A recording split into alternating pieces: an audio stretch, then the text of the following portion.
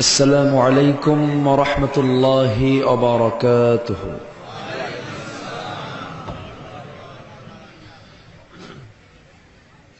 إن الحمد لله الأكرم الذي خلق الإنسان وكرمه وعلمه من البيان ما لم يعلم،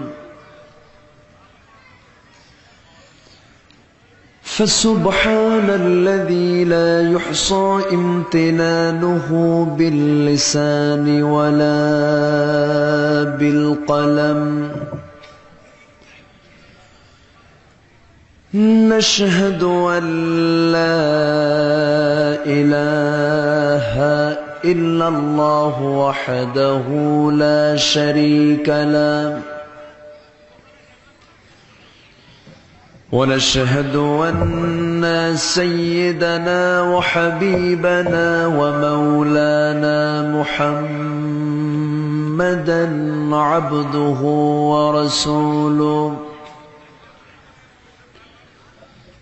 الذي أرسله بالحق بشيرا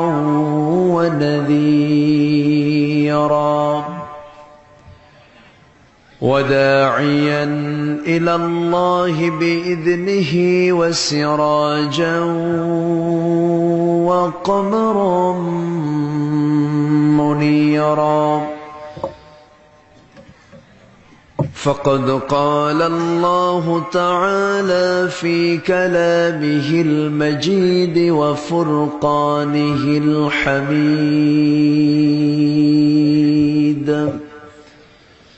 أعوذ بالله من الشيطان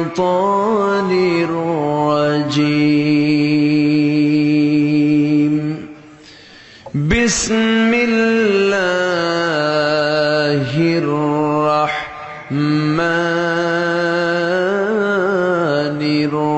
الرحيم.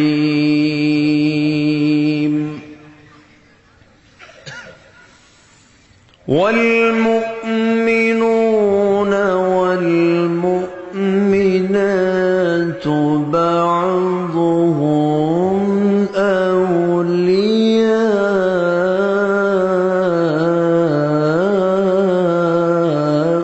بعض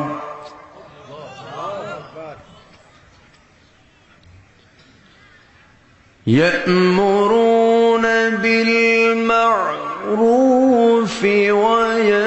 وينهون عن المنكر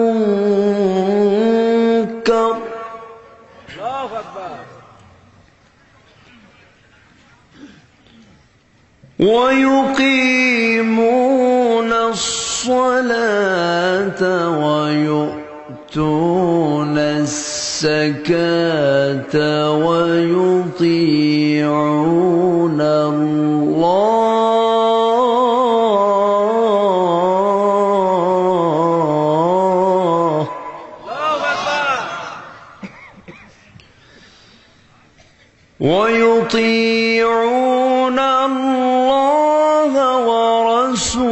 ورسوله. أولئك سيرحمهم الله.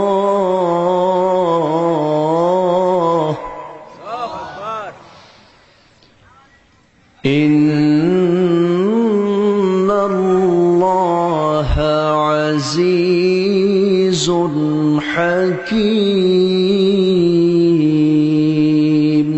اللهم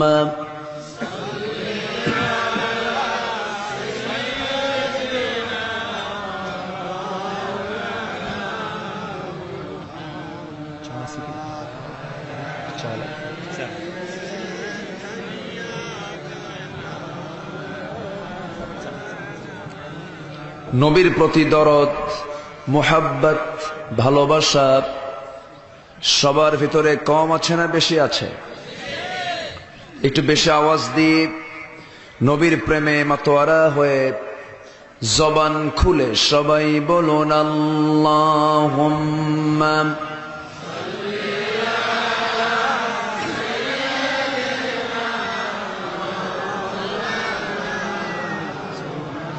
স্টেজের সাউন্ড কেমন অস্পষ্ট মনে হচ্ছে না?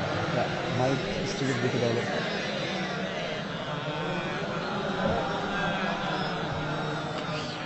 হে রাসূল তুমি যে আমার হৃদয় বাগে বুলবুল, তোমার প্রেমের নিগুড় ছোঁয়ায় তাই তো হয়েছি ব্যাকুল, হৃদয় বাগে বুলবুল।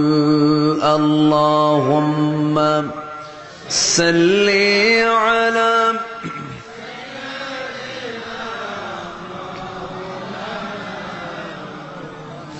وعلى آل سيدنا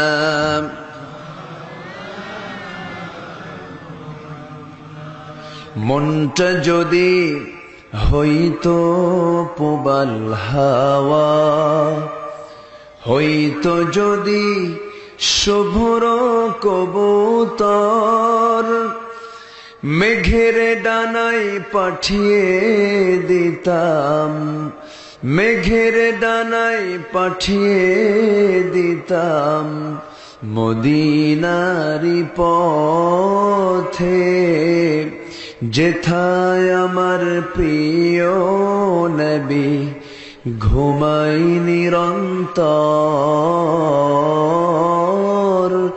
যেথায় আমার প্রিয় নবী ঘুমাই নিরন্তর। আল্লাহুম্মা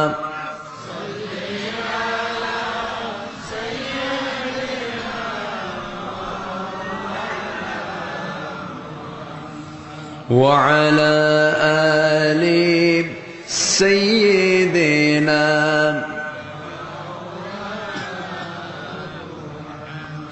সবাই বলুন বালাগাল উলা বিকামালিহি কাশাফাত তুজা বিজামালিহি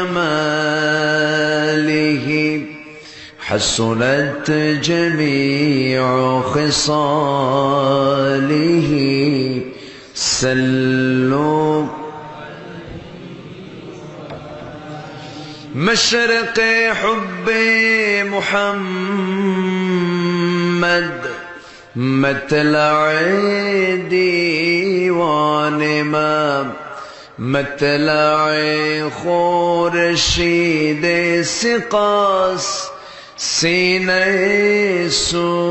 سوزان ما بلغ العلا بكماله كشف التجا بجماله حسنت جميع خصاله صلوا سراج الملة تبهي فخر دو عالم دلبار مولاه شريف الأنبياء نسخا كل أديان دغره بلغ العلا بكماله كشف التجا بجماله حسنت جميع خصاله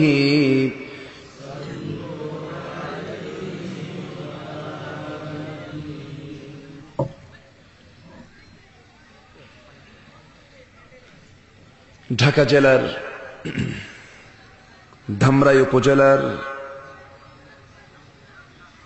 জলসিন গ্রামবাসী মাহফিল ইন্তেজামিয়া কমিটি কর্তৃক আয়োজিত দুদিন ব্যাপী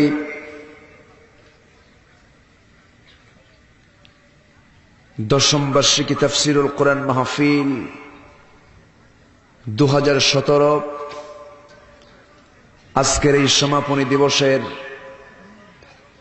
সম্মানিত সুযোগ্য সভাপতি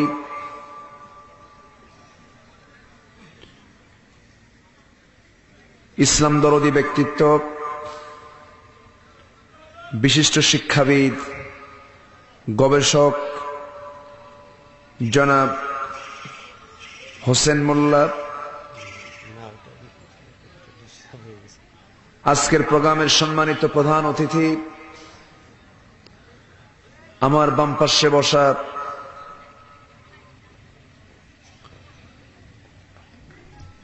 প্রথিতযশা খ্যাতনামা চিন্তাবিদ, গবেষক, লেখক জনাব ডক্টর আমির উদ্দিন খান, আমার পূর্বে কথা বলেছেন আন্তর্জাতিক খ্যাতনামা আলেমে দ্বীন, বিশিষ্ট ইসলামী চিন্তাবিদ মুহতারাম মাওলানা শেখ সিদ্দিকুর রহমান, উপস্থিত হযরত উলামায়ে কেরাম, ফুদালায়ে ইজম, সামনে উপস্থিত আজকের মাহফিলের প্রধান আকর্ষণ, দূরে ও কাছের বিভিন্ন স্থান থেকে আগত তাওহীদের পতাকাবাহী, কালেমার ঝান্ডাবাহী, দ্বীন ইসলামের নরসারদুল, বীর মুজাহিদ, সম্মানিত প্রাণ প্রিয় দ্বীনী ভাইরা, আড়ালে বসে আছেন এলাকার সম্মানিতা সরল মনা, সর্বগুণে গুণান্বিতা মা বোনেরা, আলোচনার সূচনায় আনুষ্ঠানিকতার মধ্য দিয়ে আমার পক্ষ থেকে আবারও হৃদয় নিংড়ানো, প্রাণ উজাড় করানো সালাম, আসসালামু আলাইকুম ওয়া রাহমাতুল্লাহি ওয়া বারাকাতুহু।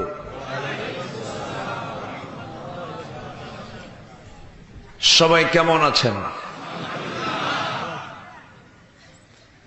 ভালো থেকে সুস্থ থেকে আমরা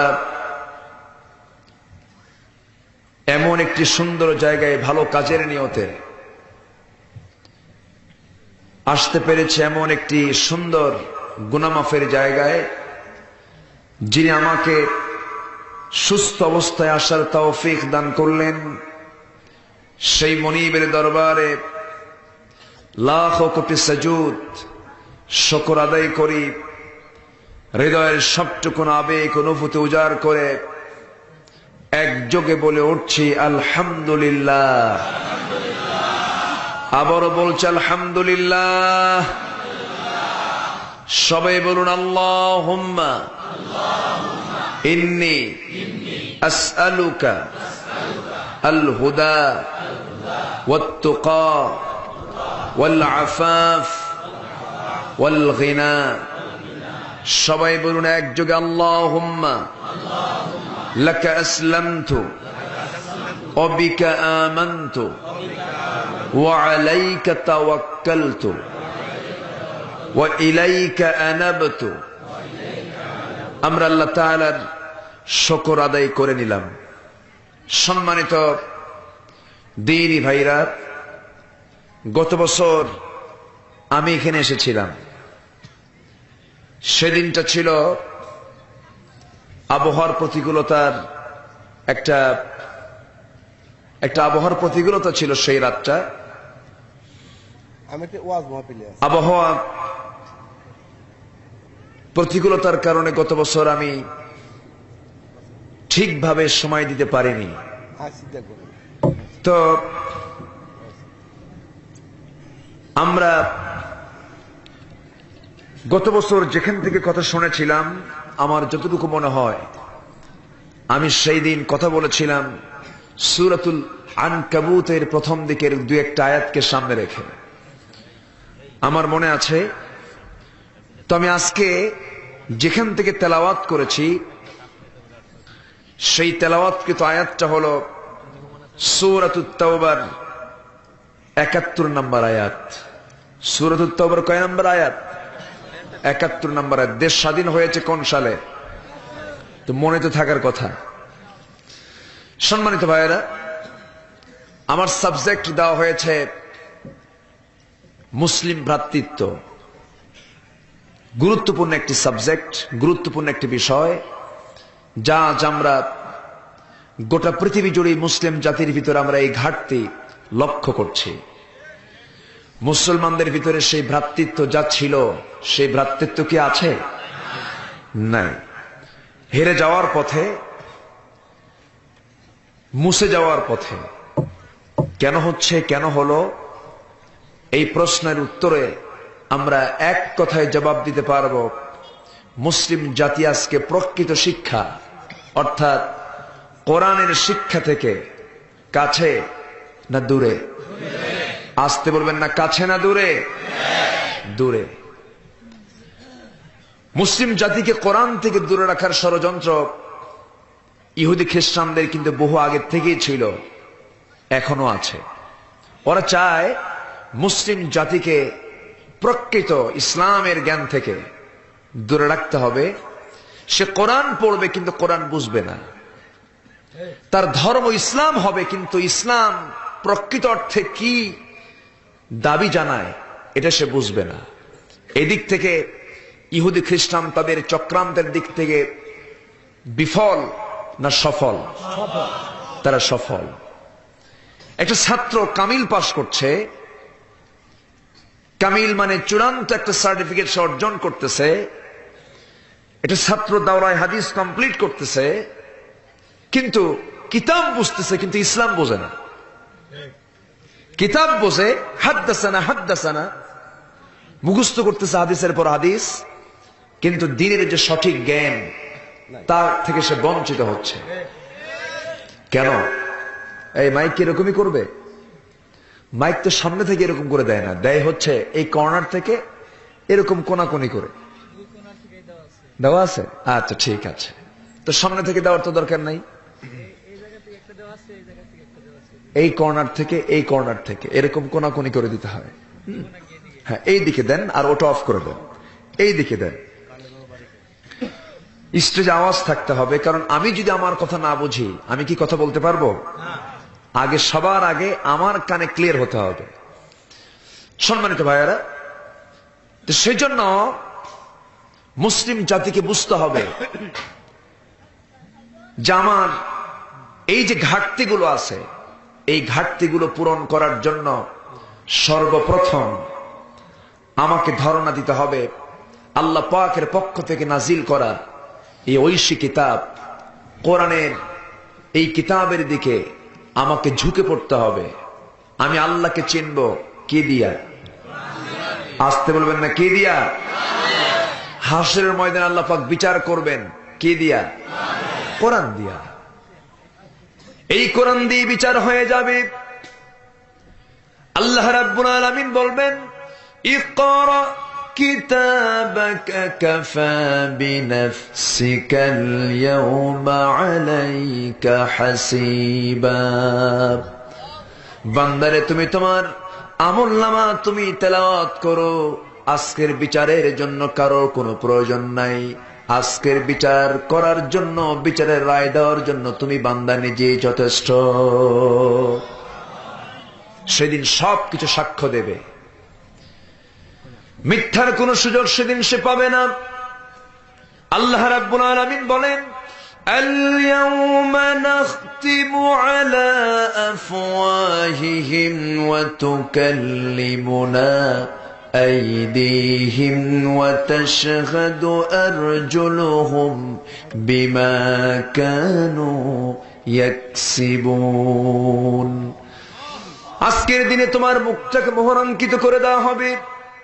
সাক্ষ্য দেবে তোমার হাত, সাক্ষ্য দেবে তোমার পা। এই হাত দিয়ে তুমি কোন আলেমের বিরুদ্ধে রায় দিয়েছ? এই হাত দিয়ে তুমি কোন কলমের খোঁচা মেরে জনগণের টাকা মেরে খেয়েছ?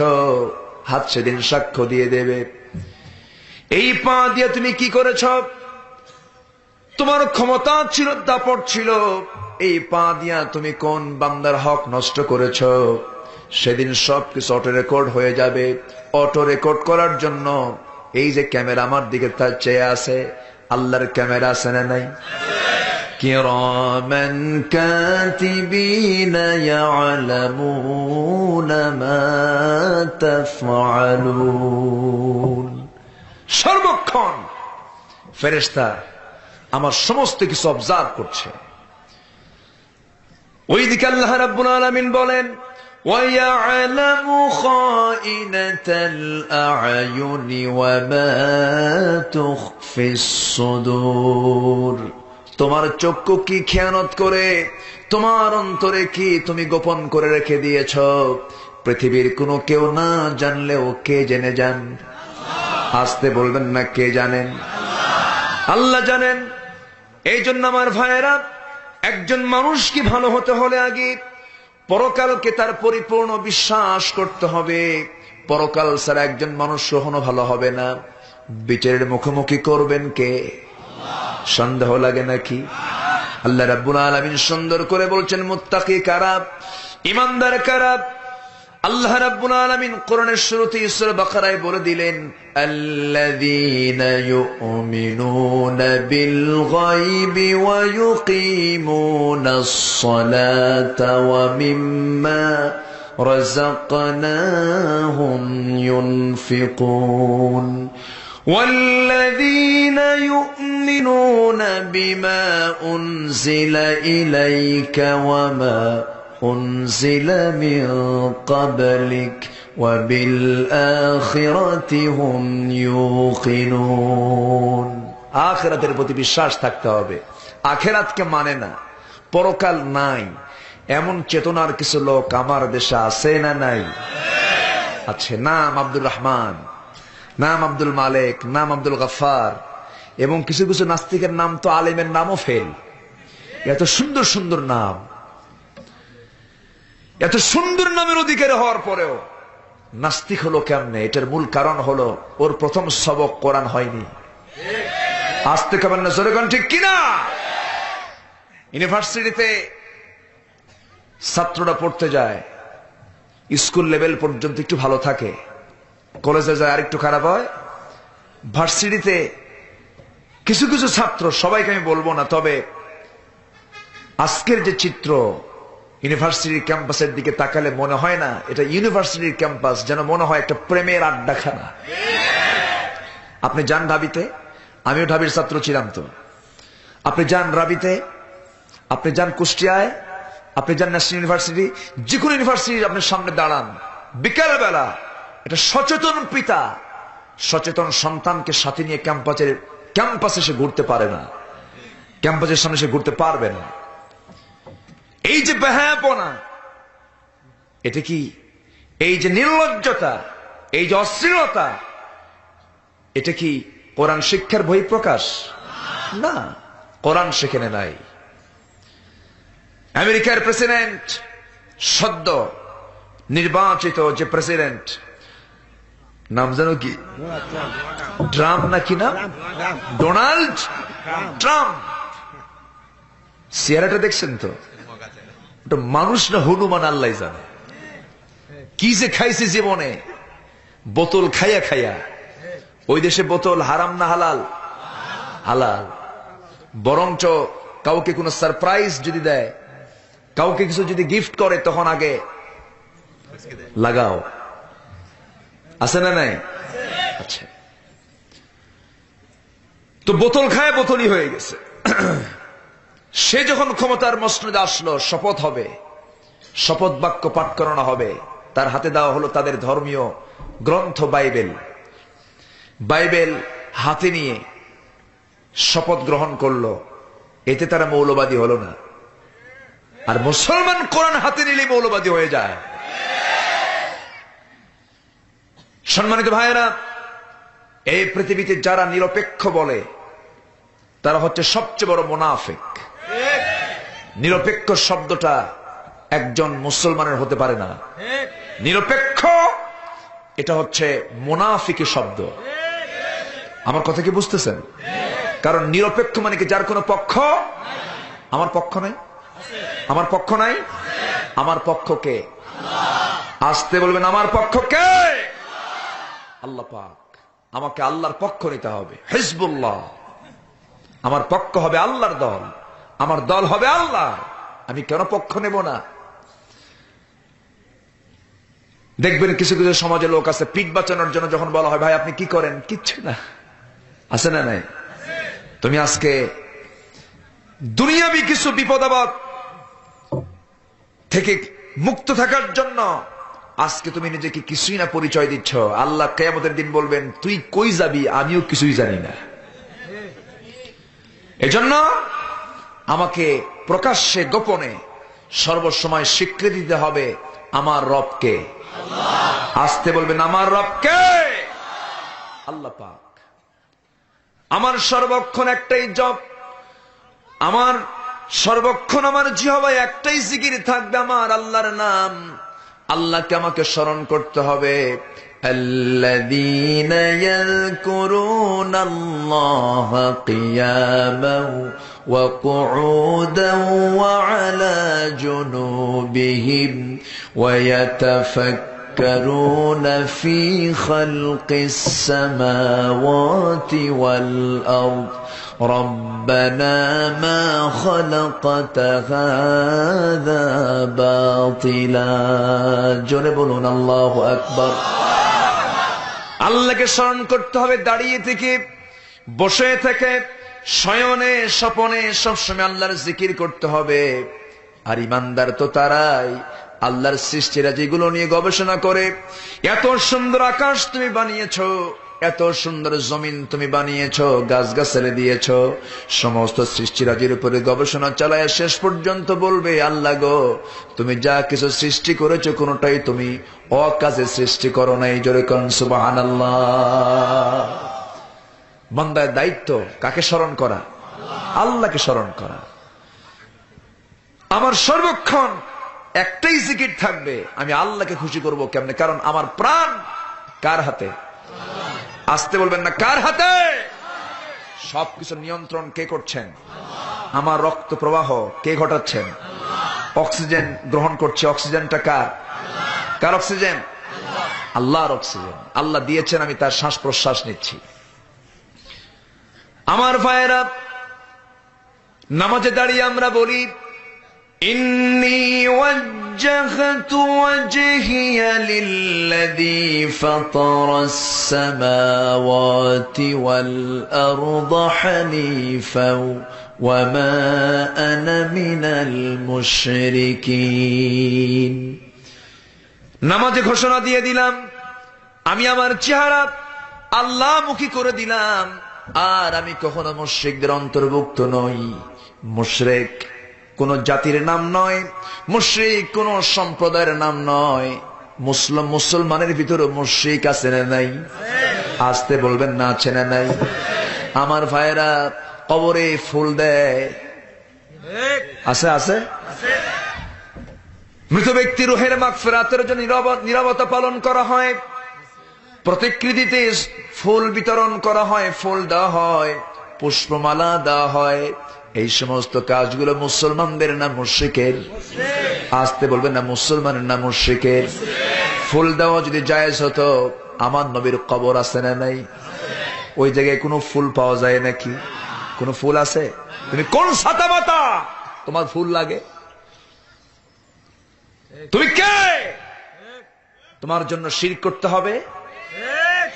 যদি ফুল দেওয়া জায়েজই হতো, পৃথিবীর সব ফুল বরাদ্দ হতো আমার নবীর কবরে। আছে? আছে। আবার আমার দেশের কিছু ভণ্ড পূজারী আছে, ওরাও ফুল টুল দেয়, আছে না নাই? আছে। বাবাদের নাম আর খুঁজে পাচ্ছে না। সেদিন চিটাগাঙ্গে দেখি এক মাজারের সামনে দিয়ে আমি যাচ্ছি, মাজারের নাম হচ্ছে বদনাসার মাজার। বদনাসা কিসা? তো সামনে দেখি কিছু বদনা বিক্রি হচ্ছে। তো বললাম ভাই এগুলো কি? এগুলো বদনা বিক্রি হচ্ছে। কেন? বদনাসার জন্য। যেরকম নাউজুবিল্লাহ। বদনা দিয়া কি হয়? টয়লেট সারে। ও তো বদনা সানো টয়লেট সার। শয়তান এগুলো। বাবার নাম হলো তেল শাহ, ডাইল শাহ, বিড়াল শাহ, কুত্তা শাহ। এই হচ্ছে অবস্থা। বাবা তোমার খাজা বাবা, তোমার নামে টানলে গাজা দিল হয়ে যায় তরু তাজা। যেরকম নাউজুবিল্লাহ। এই একটা গ্রুপ আমার দেশে আছে না নাই? আসতে বলবেন না, আছে না নাই? পীরতন্ত্র, আমি পীর সিলসিলাকে আমি খারাপ বলবো না। যারা করেছেন, ইয়েমেন থেকে শাহজালাল এসেছেন রহমতুল্লাহ আলাই, রাশিয়া থেকে শাহ সুলতান বালখি এসেছেন, শাহ মাকদুম এসেছেন। আমি কেন তাদের বিরোধিতা করব? কিন্তু আসল পীর কেউ নাই এখন, সব তাদের ছেলে, তাদের নাতি, তাদের পুতি। কি ঠিক কিনা? এখন বাপ দাদা ভালো পীর ছিলেন, তার ছেলে যে ভালো পীর হবে তার কোন গ্যারান্টি আছে? নামাজ পড়ে না এমন দরবার আছে না নাই? আসতে কবে না, আছে না নাই? দাড়িও নাই, সফান সফা লিরব্বিনা আউবা, একদম মুখ ফকফকা, দাড়ি নাই, পীরে মুকাম্মিল। তুমি কিসের পীরে মুকাম্মিল? তুমি ফাসেক। আসতে কবে নজরে গান ঠিক কিনা? ও ফাসেক। যার মুখে দাড়ি নাই সে কি? সে কি? ফাসেক। কোথায় পেয়েছো তুমি এগুলো? তুমি পীরে কামেল বুঝাও, তুমি কিসের কামেল? তুমি কিসের পরিপূর্ণ? না, মুমিন হতে হবে মুমিনের মতো। মুমিন হতে বলছেন কে? আসতে বলবেন না, কে? আল্লাহ পাক।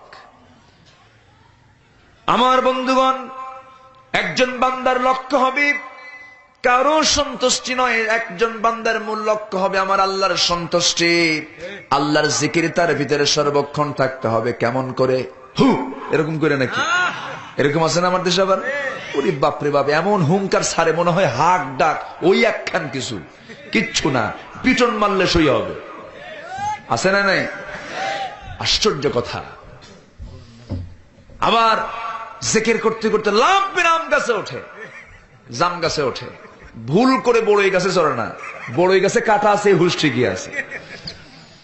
এই হচ্ছে অবস্থা। আমরা ওদের কাছে যাব না, জোরে বলি ইনশাআল্লাহ। আবার নামাজ পড়ো না কিছু মুরিদ, বলা হয় নামাজ পড়ো না কেন? নামাজ পড়ে লাভ কি? আমার পিসাব বলে দিয়েছে বছরে একবার গরু পাঠালে নামাজ মাফ।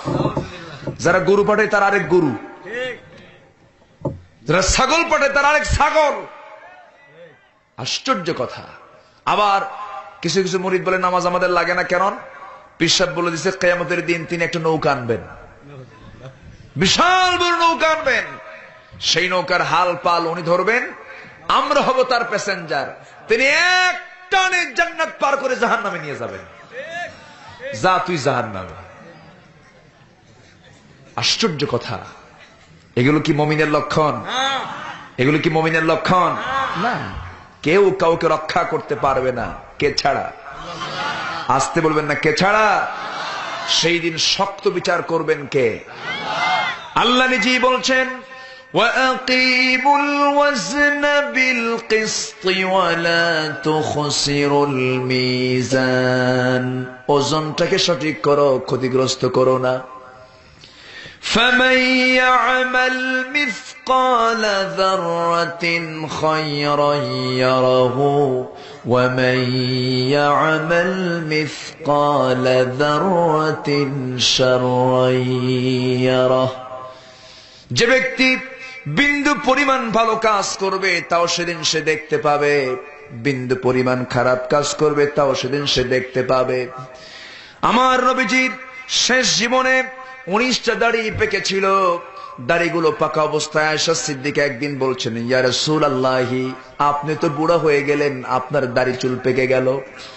আমার নবীজি হযরত আয়েশা সিদ্দিকা রাদিয়াল্লাহু আনহাকে লক্ষ্য করে বলছেন, আয়েশা রে, আমার এই দাড়িগুলো পাকতো না, কিন্তু একটা আয়াত আমাকে বৃদ্ধ বানিয়ে দিয়েছে। কোন আয়াতে ইয়া রাসূলুল্লাহ? রাসূল বললেন, আমার সেই আয়াতটা আমাকে বেশি বৃদ্ধ বানিয়ে দিয়েছে, সূরা হুদের সেই আয়াতটা, ফাস্তাকিম কামা উমিরতা। হে রাসূল, আপনাকে যা আদেশ করা হয়েছে তার উপরে আপনি টিকে থাকুন। এই আয়াতটা আমার কাছে এত ভারী মনে হয়, যখন মনে হয় তখন আমার ভিতরে টেনশন কাজ করে, আমি অস্থির হয়ে যাই। আমার নবীজি সাজদার ভিতরে সারা রাত ধরে কান্নাকাটি করেন, জায়নামাজ ভিজে যায়, কপালগুলো ফুলে ফুলে যায়, পা গুলো ফুলে ফুলে যায়, চক্ষু লাল হয়ে যায়। হযরত আয়েশা এক রাতে দেখেন রাসূল নড়াচড়া করছেন না, সিজদার মধ্যে পড়ে আছেন। হযরত আয়েশা মনে মনে চিন্তা করছেন, মনে হয় রাসূল মারাই গেলেন নাকি। পিছনে গিয়ে একটু চিমটি কাটলেন, রাসূল নড়াচড়া করে উঠলেন। এরপরে নামাজ শেষ করার পর আয়েশা বলছেন, ইয়া রাসূলুল্লাহি, আপনার এত কান্নার কি প্রয়োজন? আল্লাহ তো আপনার সবকিছু মাফ করে দিয়েছেন।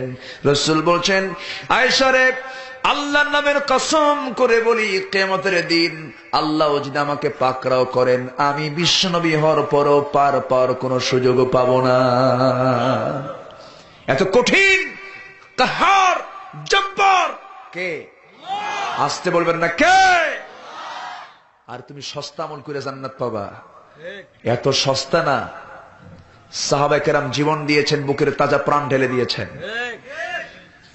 আম্বিয়ে কেরাম ইসলামের জন্য শাহাদাত বরণ করেছেন।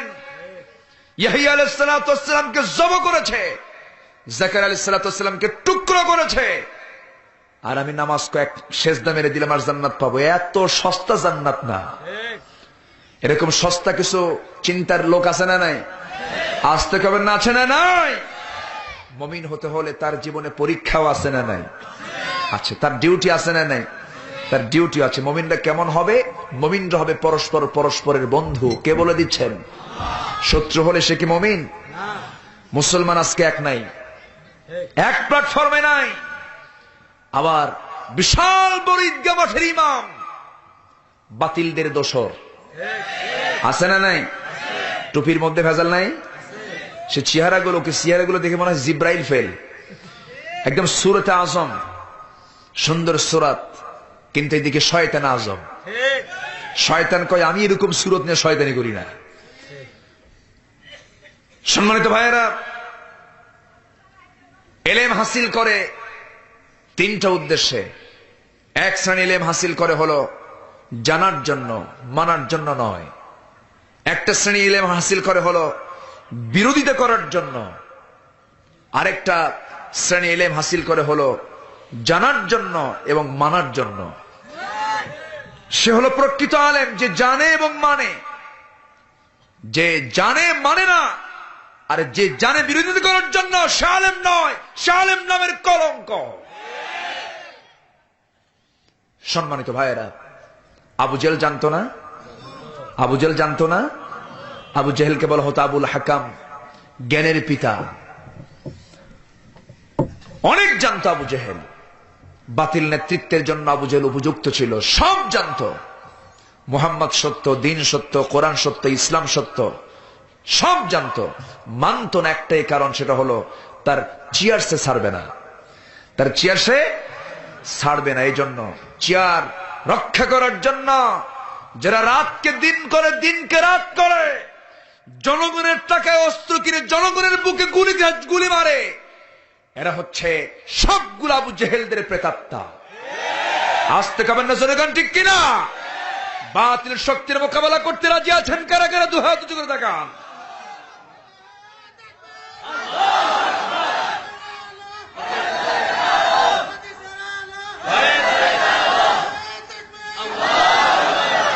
আল্লাহ সবার হাতকে কবুল করুন।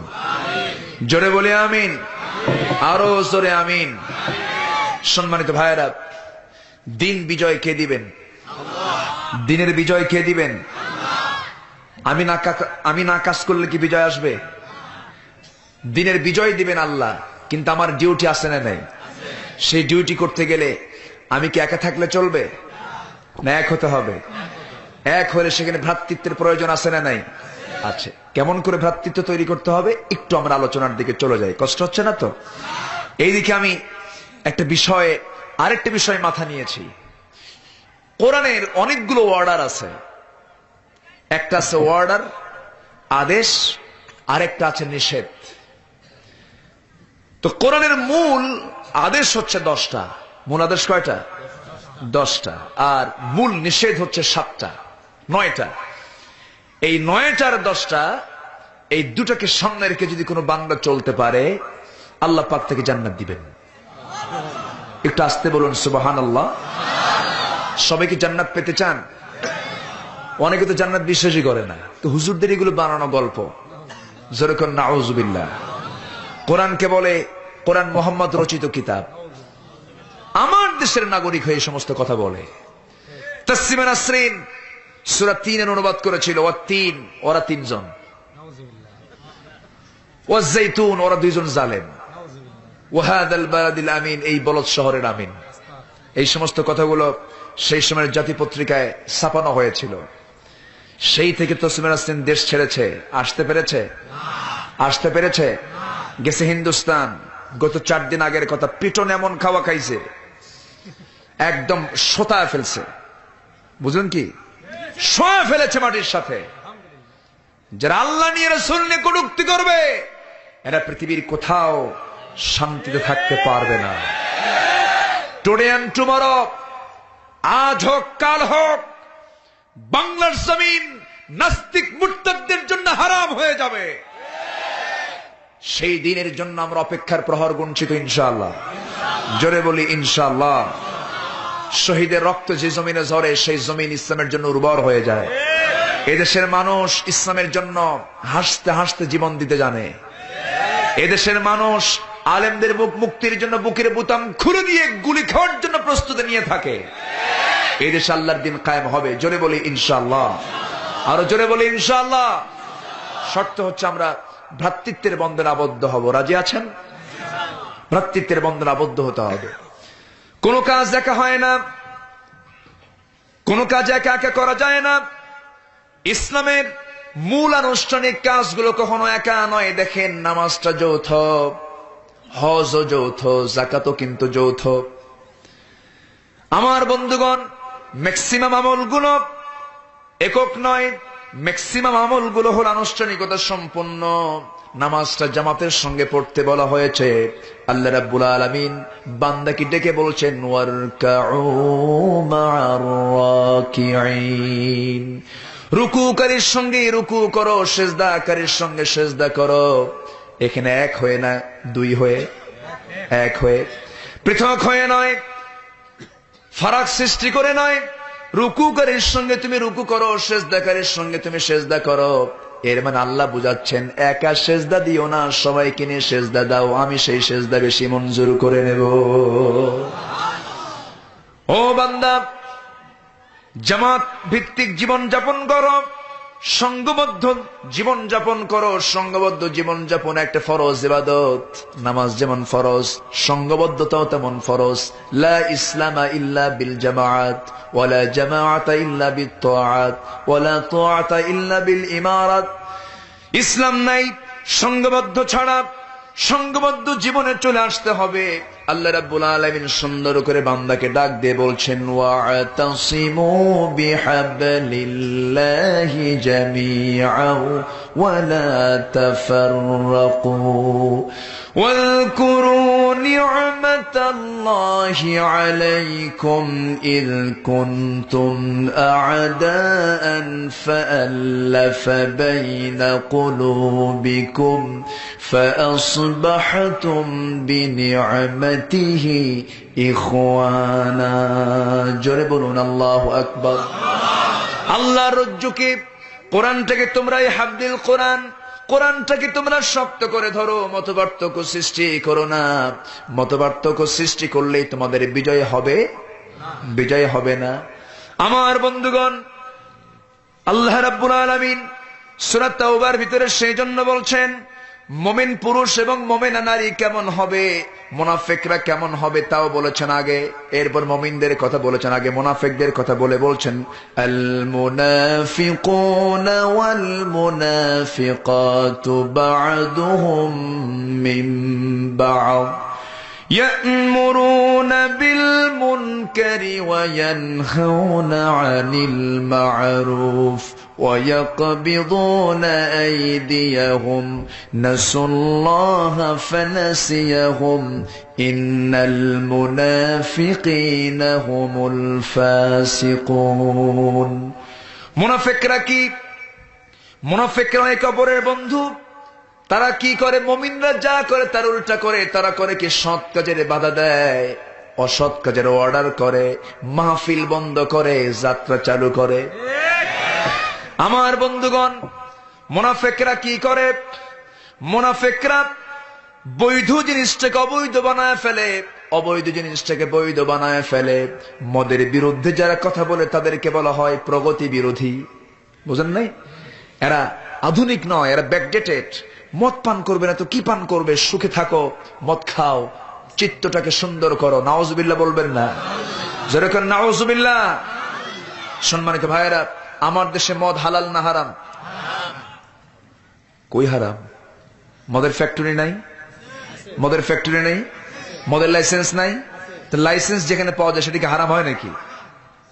আমাকে সেই দিন গাজীপুরে এক মাহফিলে স্যার আমাকে বলা হলো, হুজুর আপনি আজকে একটু মাদক দ্রব্য নিয়ন্ত্রণ নিয়ে একটু কথা বলেন। আমি বললাম, মাদক দ্রব্য আবার নিয়ন্ত্রণ কিসের? যেটা হারাম ওর আবার নিয়ন্ত্রণ কি? হারাম তো হারামই, ওর তো কোনো নিয়ন্ত্রণ নাই। আজকে মদ অ্যাভেলেবেল করে দেওয়া হয়েছে, আজকে জেনাকে অ্যাভেলেবেল করে দেওয়া হয়েছে। আজকে বলা হয় ইফটিজিং করা যাবে না। ইফটিজিং এর যত উপাদান আজকে আছে না নাই? আছে না নাই? মেয়েদের পোশাক ঠিক আছে? পোশাক ঠিক আছে? আমার দেশের মেয়েদের পোশাক আমার দেশীয় না ভারতীয়? আমার দেশীয় না ভারতীয়? মুসলিম নারীদের পোশাক কি এগুলো? না। এখন 70 বছরের বুড়ি সেও 3 পিস পরে, 3 পিস পইরা বাস ফিটফাট হয়ে লিপস্টিক লাগায়, হাতে নেল পলিশ লাগায় হাঁটে। উনি মনে মনে ভাবেন যে আমাকে কেউ খালাম্মা না বলুক, বলুক ভাবি, আপা। আপনার যৌবন চলে গেছে, আপনি কেন এরকম করে সাজবেন? আপনি সাজন, ঘরের ভিতরে সাজন, আপনার স্বামীকে সন্তুষ্ট করুন। আপনি বোরকা পড়বেন না, আপনি দিন মানবেন না, ইসলাম মানবেন না। আপনি কেমন করে মুমিনা নারী হবেন? মুমিনা নারীর 1 নম্বর দিক হলো তার সতর ঢাকতে হবে। নারীর সতর হলো মাথা থেকে পা পর্যন্ত। এই হুকুম কে দিয়েছেন? আসতে বলবেন না, কে দিয়েছেন? সেদিন কোন এক অভিনেত্রী বলেছে, এক মহিলা বলেছে, এই দেশ থেকে ধর্ষণ ইফটিজিং বন্ধ করার জন্য মেয়েরা যে কাপড় চুপড় গায়ে দিয়ে ঢেকে রাখে এটা খুলে দিলেই আর ইফটিজিং হবে না। যেরকম নাউজুবিল্লাহ। মানে ওরা চায় শুয়ার হোক, ওরা চায় কি হোক? শুকর হয়ে যাক, কুকুর হয়ে যাক, এরকম কিছু চায়। আমরা ওদের থিওরি মানি না, আমরা থিওরি মানি কার? আসতে বলবেন না, কার? আল্লাহ পাকের। আমার বন্ধুগণ একটু কান লাগান। এক রাত পেয়েছি, বহু কথা, কতগুলো কথার সমন্বয় করি। সময় তো সীমিত, সময় তো চলেই যাচ্ছে। একটু কান লাগান, একটু একটু করে সব দিক থেকে একটু বলার চেষ্টা করছি আমি। আমার বন্ধুগণ, আল্লাহ পাক এখানে নারীকেও বাদ দেন নাই, পুরুষকেও বাদ দেন নাই, দুজনকে ডাক দিয়ে বলছেন, ওয়াল মুমিনুনা ওয়াল মুমিনাত বা'দুহুম আউলিয়াউ বা'দ। মুমিন পুরুষ এবং মুমিনা নারী তারা হবে পরস্পর পরস্পরের বন্ধু। আজকে বন্ধুত্ব ঠিকই আছে, কিন্তু ছাত্র ছাত্রী পাত্র পাত্রী হইয়া, ঠিক কিনা? বন্ধুত্ব আছে, কিন্তু সে বন্ধুত্ব হলো ক্লাসের বয়ফ্রেন্ড আর গার্লফ্রেন্ড। মুসলমানদের জীবনে কোনো বয়ফ্রেন্ডও নাই, গার্লফ্রেন্ডও নাই। বয়ফ্রেন্ড জীবনে একটাই হবে, সে তার স্বামী। গার্লফ্রেন্ড একটাই হবে, সে তার স্ত্রী। এছাড়া কোনো বয়ফ্রেন্ড গার্লফ্রেন্ড নাই। কিন্তু আমার দেশে আছে না নাই? এখন আছে না নাই? পরিচয় করে দেয়, এটা কিন্তু আমার গার্লফ্রেন্ড। হারামজাদা, তুই মুসলমান, তোর কেন গার্লফ্রেন্ড থাকবে? গার্লফ্রেন্ড কখনো হবে না, কখনো নয়। আজকে আমার মা বোনরা অবাধ মেলামেশা করছে, প্রশাসন সব দেখছে, সব অবলোকন করছে, কিচ্ছু বলে না। কেন? এগুলো নাকি প্রগতি, এগুলো এগুলো এগুলো এগুলো নাকি স্বাধীনতা, এগুলো নাকি উদারতা। না, এগুলো হচ্ছে নোংরামি, এগুলো হচ্ছে পশুত্ব, এগুলো মানবতা বিরোধী কাজ। আসতে খাবেন না, যেরকম ঠিক কিনা? জেনার পরিবেশ আজকে আমার দেশে আছে না নাই? আছে। আমার বন্ধুগণ, আল্লাহ রাব্বুল আলামিন সেই জন্য বলছেন, শোনো, তোমরা যারা ঈমান এনেছ, নারী এবং পুরুষ তোমাদেরকে লক্ষ্য করে বলছি, তোমরা কি হবে? পরস্পর পরস্পরের বন্ধু হয়ে যাবে। এমন বন্ধুত্ব গড়ে তুলবে কার সন্তুষ্টির জন্য? আল্লাহর সন্তুষ্টির জন্য জিহাদের ময়দানে ইয়ারমুকের যুদ্ধে 6 জন সাহাবী তৃষ্ণার্ত হয়ে পিপাসার্ত হয়ে ক্ষুধার যন্ত্রণায় ছটফট করছেন। একজন সেবক এসে হাতে গ্লাস নিয়ে তাকে পানি দেওয়ার জন্য, প্রথম জনকে পানি দেওয়ার জন্য দাঁড়ায় গেছেন। পানি গ্রহণ করুন, তৃষ্ণা নিবারণ করুন। প্রথম জন বলতেছে, আমি যতটুকু তৃষ্ণার্ত তার চেয়ে বেশি তৃষ্ণার্ত, দ্বিতীয় জনের কাছে চলে যাও। দ্বিতীয় জন দেখে দিলেন তৃতীয় জনকে, তৃতীয় জন দেখে দিলেন চতুর্থ জনকে, চতুর্থ জন পঞ্চম জনকে দেখায় দিলেন, পঞ্চম জন ষষ্ঠ জনকে দেখায় দিলেন। ষষ্ঠ জন বলতেছে, আমি যতটুকু তৃষ্ণার্ত তার চেয়ে বেশি তৃষ্ণার্ত, প্রথম জনের কাছে চলে যাও। প্রথম জনের কাছে পানির পেয়ালা নিয়া যখন বলে ফেলছে, ও তৃষ্ণার্ত মুজাহিদ, তুমি এই পানিটা পান করে তৃষ্ণা নিবারণ করো। ইতিমধ্যে পানির যন্ত্রণায় ছটফট করতে করতে প্রথম সাহাবী দুনিয়া থেকে বিদায় নিয়েছেন। এইরকম করে 6 জন সাহাবী এক পর্যায়ে দেখা গেল একে অপরকে প্রাধান্য দিতে গিয়ে দুনিয়া থেকে বিদায় নিয়ে নিলেন। আমার বন্ধুগণ, সেই জন্য বলি, এই যে ভ্রাতৃত্ব, এই যে ভালোবাসা, এই ভালোবাসা, এই বন্ধনটা যখন জাতি হারিয়ে ফেলেছে, সেদিন থেকে মুসলমানরা মার খাওয়া শুরু হয়েছে। ঠিক কিনা বলেন? আমার ভাইরা, আল মুমিন কামিরআতিল মুমিন, মুমিন হচ্ছে মুমিনের আয়নার মতো। আয়নার সামনে মুখটা রাখলে যেমন নিজেকে দেখা যায়, একজন মুমিনকে যখন আমি দেখব তখন ভাবতে হবে ওর সমস্ত দুঃখ দুর্দশা আমাকেও লক্ষ্য রাখতে হবে। আমার বন্ধুগণ, রোহিঙ্গার মুসলমান তারা আমাদের ভাই, ভাই না? তারা আমাদের ভাই। সিরিয়ার মুসলমান তারা আমাদের ভাই। ফিলিস্তিনের মুসলমান তারা আমাদের ভাই। মিশরের মুসলমান তারা আমাদের ভাই। এটা আমার ফতোয়া নয়। ইন্নামাল মুমিনুনা ইখওয়া, এই ফতোয়া কে দিয়েছেন? আল্লাহ দিয়েছেন। এই যে আমাদের পার্শ্ববর্তী দেশ রোহিঙ্গার মুসলমানদের পাশে আজকে কেউ নাই, কিয়ামতের দিন তারা যদি মামলা করে আমরা জান্নাত পাবো না।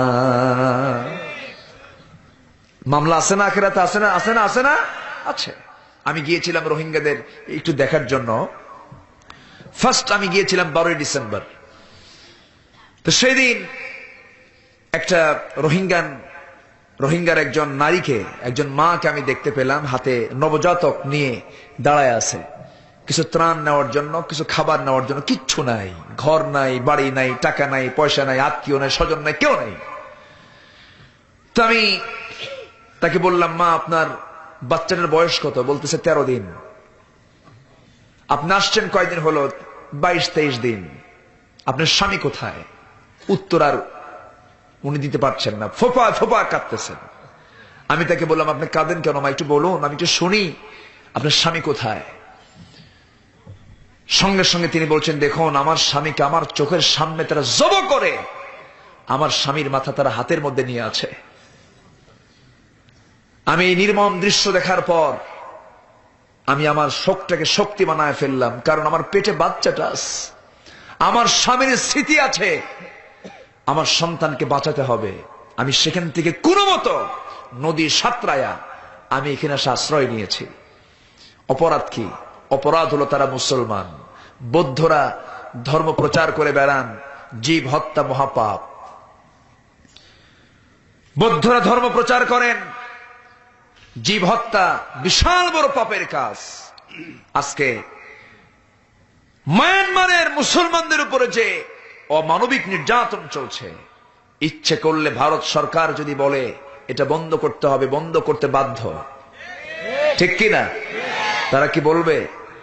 তারা কি বলার জাত? এই পৃথিবীতে সবচেয়ে মুসলমানদের বড় শত্রু হলো ইহুদির বাচ্চারা, ইসরায়েল। ঠিক কিনা? পৃথিবীর ভিতরে সবচাইতে কূটনৈতিক সম্পর্ক সবচেয়ে ভালো হলো ইসরায়েলের সাথে ভারতের। আমার কথা কি বুঝে আসতেছে? পৃথিবীর ভিতরে সবচেয়ে বড় দুশ্মন মুসলমানদের ইসরায়েলরা, আর ওদের সঙ্গে সবচেয়ে সম্পর্ক ভালো হলো ভারতের। সুতরাং এগুলো ভাবতে হবে, চিন্তা করতে হবে, আমি মুসলমান, আমার ডিউটি আছে না নাই? আসতে বলবেন না, আছে না নাই? আছে। এই জন্য এক হতে হবে। এক হতে কে বলছেন? আল্লাহ বলছেন। আমার বন্ধুগণ, সম্পর্কটা কত গভীর! শুধু ভ্রাতৃত্বের বন্ধন নয়, এত গভীর সম্পর্ক তাদের মাঝে বিরাজ করেছিল, স্বপ্ন পর্যন্ত এক হয়ে যেত। আমার নবীজি দুনিয়া থেকে বিদায় নিয়েছেন। বিদায় নিয়ে যাওয়ার বেশ কিছু পরে দ্বিতীয় খলিফা হযরত ওমর ফারুকের শাসন আমলে দেখা গেল ওমর ফারুক রাদিয়াল্লাহু আনহু তিনি যখন খলিফাতুল মুসলিমিন হযরত আলী রাতের বেলা বিছানায় ঘুমিয়ে পড়েছেন, স্বপ্নের মধ্যে দেখতে পেলেন আমার নবীজি তার ঘরে তাশরীফ এনে তাকে সালাম বিনিময় করছেন। সালাম দিচ্ছেন, আলী তোমাকে সালাম দিলাম, তোমার সঙ্গে অনেকদিন যাবত দেখা হয় না, তোমার সঙ্গে সাক্ষাৎ করতে এসেছি। এই কথা বলে হযরত আলী নবীর পাশ হযরত আমার রাসূল আলীর পাশ আস্তে করে বসে গেলেন। বসে গিয়ে আলীকে লক্ষ্য করে বলছেন, আলী তোমাকে আমি কিছু খাওয়াতে এসেছি, মুখটা ফাঁকা করো। স্বপ্নের ভিতরেই তিনি মুখটা ফাঁকা করলেন। অনেকগুলো খেজুরের ভিতরে থেকে একটা খেজুরের 3টা আঙ্গুলে উঠায় নিয়া তার মুখের মধ্যে বিসমিল্লাহ বলে উঠায়া দিলেন, বিসমিল্লাহ বলে খাওয়ায়া দিলেন। তিনি স্বপ্নের মধ্যে খাওয়া শুরু করে দিলেন। ঘুম তার ভেঙে গেল। ঘুম থেকে জাগা পেয়ে দেখেন তার জিহ্বার ভিতরে তাজা খেজুরের স্বাদ ফুটে উঠেছে।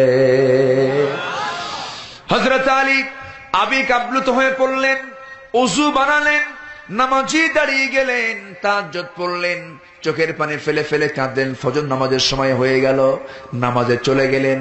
নামাজের ইমামতের দায়িত্ব পালন করছেন তৎকালীন গোটা পৃথিবীর অর্ধ পৃথিবীর শাসনকর্তা দ্বিতীয় খলিফা ওমর ফারুক রাদিয়াল্লাহু তাআলা আনহু। একদিকে তিনি শাসক, আরেকদিকে তিনি মসজিদের ইমাম। জোরে কোন সুবহানাল্লাহ। এমন দৃশ্য কি আমাদের দেশে আছে? এমন দৃশ্য আছে? ইমাম একজন। আচ্ছা আচ্ছা, ঠিক আছে, জি আলহামদুলিল্লাহ। আপনারা যাবেন না তো আবার? উনি যাচ্ছেন? আচ্ছা, জি শুকরিয়া। আল্লাহ কবুল করুন, মুরব্বীকে আল্লাহ পাক কবুল করুন। জোরে বলি আল্লাহুম্মা আমিন। আরো জোরে আল্লাহুম্মা আমিন। আপনাকে তো অনেক আগে রুখসত দেওয়া উচিত ছিল আমার। উনি প্রচন্ড অসুস্থ, সারাদিন উনি অফিস করেছেন। তো আমি কি যাবো আবার? ওনার পরে কিন্তু আমি আছি আবার। আমি থাকবো তো? আপনারা থাকবেন? কার কোনো সমস্যা, অসুবিধা, ডঙ্কা, শঙ্কা, চিন্তা? জোরে বলি আমিন। আরো জোরে আমিন। এই সিয়ারটা পূরণ করেন। একজন আসেন, বসেন, আসেন, একজন বসেন। চেয়ারটা ভ্যাকান্স হয়ে গেল, চেয়ারটা বসেন একজন। সম্মানিত ভাইয়েরা, রাসূল করিম সাল্লাল্লাহু আলাইহি ওয়াসাল্লাম স্বপ্নের ভিতর আলীকে খেজুর খাওয়াই দিলেন। ফজর নামাজ পড়তে গেছেন। ফজর নামাজের দায়িত্ব পালন করছেন কে? হযরত ওমর, একজন শাসক। যতদিন পর্যন্ত মুসলিম জাতির ভিতরে এমন নেতৃত্ব না গড়ে উঠবে যিনি হবেন শাসক, তিনি হবেন ইমাম, এই দৃশ্য না আসা পর্যন্ত স্বৈরাচারের এই সমস্ত অনিষ্ট থেকে আমরা বাঁচতে পারবো না। যেদিন থেকে ইমাম আর শাসক পৃথক হয়ে গেছে, সেদিন থেকে স্বৈরাচারের ভূত মুসলমানদের মধ্যে ঢুকে পড়েছে। আমার কথা কি বুঝে আসতেছে? এখন সব জায়গায়, এখন দেখবেন যে কোনো সব জায়গায়, সব রাজনীতিতে বংশগত দিক আছে না নাই? কেউ স্বামী নিয়ে রাজনীতি করে, কেউ বাপ নিয়ে রাজনীতি করে। আবার দরবার খুলে বসে আছে, কেউ বাবার দরবার নিয়ে ব্যস্ত আছে। আছে না নাই? আছে না নাই? দাদা ছিল, তার ছেলে, তার ছেলে, তার ছেলে, বাস। কিন্তু আমার নবীর নির্দেশনা কেমন ছিল? রাসূল ইন্তেকাল করেছেন, তিনি ইচ্ছে করলে বলতে পারতেন আমার পরবর্তী খলিফা নিযুক্ত হবে আলী, বলতে পারতেন আমার পরবর্তী খলিফা নিযুক্ত হবে ওসমান, আমার জামাতারা আমার পরে হাল ধরবে। বলেছেন না। যোগ্যতার মাপকাঠিতে এসেছেন হযরত আবু বকর সিদ্দিক রাদিয়াল্লাহু তাআলা আনহু। এ পর্যন্ত আমি দেখতে পেলাম না বাংলাদেশের কোন পীর নিজের সন্তান ছাড়া কোন যোগ্য খলিফাকে পীর ঘোষণা করেছে। আছে? এরকম আছে না। আমার রাসূল তা করেননি। আমার রাসূল কি করলেন? দুনিয়া থেকে বিদায় নিলেন, ইঙ্গিত বহন করে দিলেন, বলেন আয়েশা তোমার বাবাকে আমার মুসাল্লায় দাঁড়ায় আমার দায়িত্ব পালন করতে বলো। ইঙ্গিত বুঝায় দিলেন যে আবু বকর পরবর্তী খলিফা নিযুক্ত হয়ে যাবে। নিজের জামাইকে করলেন না, নিজের আত্মীয়ের মধ্যে কাউকে করলেন না। আবার হযরত আবু বকর সিদ্দিক রাদিয়াল্লাহু তাআলা আনহু খেলাফতের দায়িত্ব পালন করেছেন। যখন তিনি মারা যান, বলতে পারতেন আমার নিজের ছেলে আব্দুর রহমান ইবনে আবু বকরকে আমি পরবর্তী খলিফা বানায় দিলাম, তাও তিনি বললেন না। হযরত ওমর ফারুক রাদিয়াল্লাহু আনহু খলিফা হলেন। খেলাফতের দায়িত্ব পাওয়ার পর তিনি ইচ্ছে করলে বলতে পারতেন আমার পরবর্তী খলিফা হবে আব্দুল্লাহ ইবনে ওমর আমার ছেলে, তাও তিনি করলেন না। তিনি দুনিয়া থেকে বিদায় নিলেন, উপযুক্ত যোগ্যতার মাপকাঠি আবার পরবর্তীতে খলিফা নিযুক্ত হয়ে গেল। আমার বন্ধুগণ, আমার নবীজির ছিল এমন নীতি, আর আজকের সমাজে সেই নীতি আছে নাকি? সেই নীতি আছে? সেই নীতি নাই। এই জন্য সব জায়গায় লুটপাট আছে। লুটপাট আছে, লুটপাট আছে। চুরি করতে করতে ব্যাংক সুদ্ধা চুরি, চুরির শেষ স্তরে পৌঁছে গেছে। সম্মানিত ভাইয়েরা, কষ্ট হচ্ছে মনে হয় শেষ করে দেব নাকি? দু একজন করে ওঠে রাত হওয়ার কারণে, ও চাপের কারণে, নিম্নচাপ। আচ্ছা, এখন তো শীতকাল, যত পানি সব পানি বের হওয়ার জায়গাতে একটা লাইনই। গরম হলে না হয় বডিতে বের হয়, অনেক জায়গাতে বের হয়, কিন্তু এখন তো লাইন একটাই। তো এখন কষ্ট হচ্ছে মনে হয় অনেকের। যদি কষ্ট হয় আমি সময় নেব না, আমি শেষ করে দেব। কেউ উঠবেন না, যেহেতু লোকজন খুব বেশিও না, এই জন্য আমি চাচ্ছি না যে আপনি উঠে যান। আপনি উঠে যাবেন, আমি আলোচনা হারায় ফেলবো। একটু মেহেরবানি করে বসুন, ধৈর্য ধরুন। সম্মানিত ভাইয়েরা, হযরত আলী নামাজে দাঁড়ায় গেলেন। ওমর ফারুক রাদিয়াল্লাহু আনহু নামাজের দায়িত্ব পালন করছেন, অর্ধ পৃথিবীর শাসনকর্তা। নামাজ শেষ হয়ে গেল। নামাজ শেষ হয়ে যাওয়ার পর ওমর ফারুক রাদিয়াল্লাহু তাআলা আনহু তিনি কি করতেন? তিনি সূর্যোদয় পর্যন্ত মুসাল্লায় বসে জিকির আজগার করতেন, তাসবিহ পড়তেন। সেই দিন তা করলেন না। সালাম ফেরার পর পর তিনি কি করলেন? ডান দিকে তাকালেন, দেখতে পেলেন এক টোপলা খেজুর হাদিয়া স্বরূপ কে যেন দিয়ে গেছে। ওমরে ফারুক কাউকে দায়িত্ব না দিয়া নিজের হাতে খেজুরের টোপলা হাতের মধ্যে নিয়ে নিলেন। নিয়ে কি করলেন? প্রথম কাতারের সবাইকে দুই তিনটা করে খেজুর হাতে হাতে দিয়ে গেলেন। দ্বিতীয় কাতারেও তাই করলেন। তৃতীয় কাতারের ঠিক মাঝখানে আলী দাঁড়ানো। এমন সময় তিনি কি করে আলীর আগের জনকেও দুই তিনটা করে খেজুর হাতের মধ্যে দিয়ে দিলেন। আলীর কাছে গিয়ে আস্তে করে বলছেন, আলী মুখটা ফাঁকা করো। মুখটা তিনি ফাঁকা করলেন। তিনটা আঙ্গুল একটা খেজুর হাতের মধ্যে নিয়ে তার মুখে বিসমিল্লাহ বলে উঠায়া দিলেন। আলী বলছেন, আমিরুল মুমিনিন, আরো তো খেজুর ছিল, আগের জনকে দুই তিনটা দিলেন, আমাকে একটা দিলেন, তাও মুখের কারণটা কি? ওমরে ফারুক কাঁদতে কাঁদতে এক পর্যায়ে বলে ফেললেন, আলী রে, গত রাত্রে আমার নবীজি যদি তোমাকে একটারে বেশি দুইটা খেজুর খাওয়াই দিতেন, আমি তোমাকে তাই খাওয়াতাম। যেহেতু রাসূল তোমাকে খাওয়ান নাই, আমিও তোমাকে খাওয়াতে পারতেছি না। জোরে কোন সুবহানাল্লাহ। স্বপ্ন পর্যন্ত মিলে যেত। এই ভ্রাতৃত্ব তাদের ভিতরে ছিল। আর আমরা কোথায়? আমরা কোথায়? আলেমদের ফাঁসি হয়, মুনাফিকরা হাসে। আছে না নাই? আমার দেশে ডাকাত আছে না নাই? খুনি আছে না নাই? নদীতে মাছ পাওয়া যায় না, নদীতে পাওয়া যায় লাশ। শীতলক্ষার 7 মার্ডার রায় হয়েছে বটে, কার্যকর কোন দিন হবে, কি ইহকালে না পরকালে আল্লাহ জানে। সম্মানিত ভাইয়েরা, কষ্ট হচ্ছে। কথা বলবো ভাই, সব কথা বলবো আজকে একটা একটা কইরা। যদি মনোযোগ থাকে আপনাদের আমি শোনাবো। জোরে বলি ইনশাআল্লাহ। আমরা কিসের মুসলমান আজ? অন্যায়কে অন্যায় বলতে পারি না। অন্যায়কে অন্যায় বলে না সে মুসলমান না, সে মুনাফিক। অন্যায়কে অন্যায় বলতে হবে, অন্যায় বলা শিখতে হবে, অন্যায়কে অন্যায় বলা শিখতে হবে, হককে হক বলা শিখতে হবে, হক বাতিল কি স্পষ্ট করতে হবে। এটা হচ্ছে মুমিনের দায়িত্ব। কার দায়িত্ব? মুমিনের দায়িত্ব।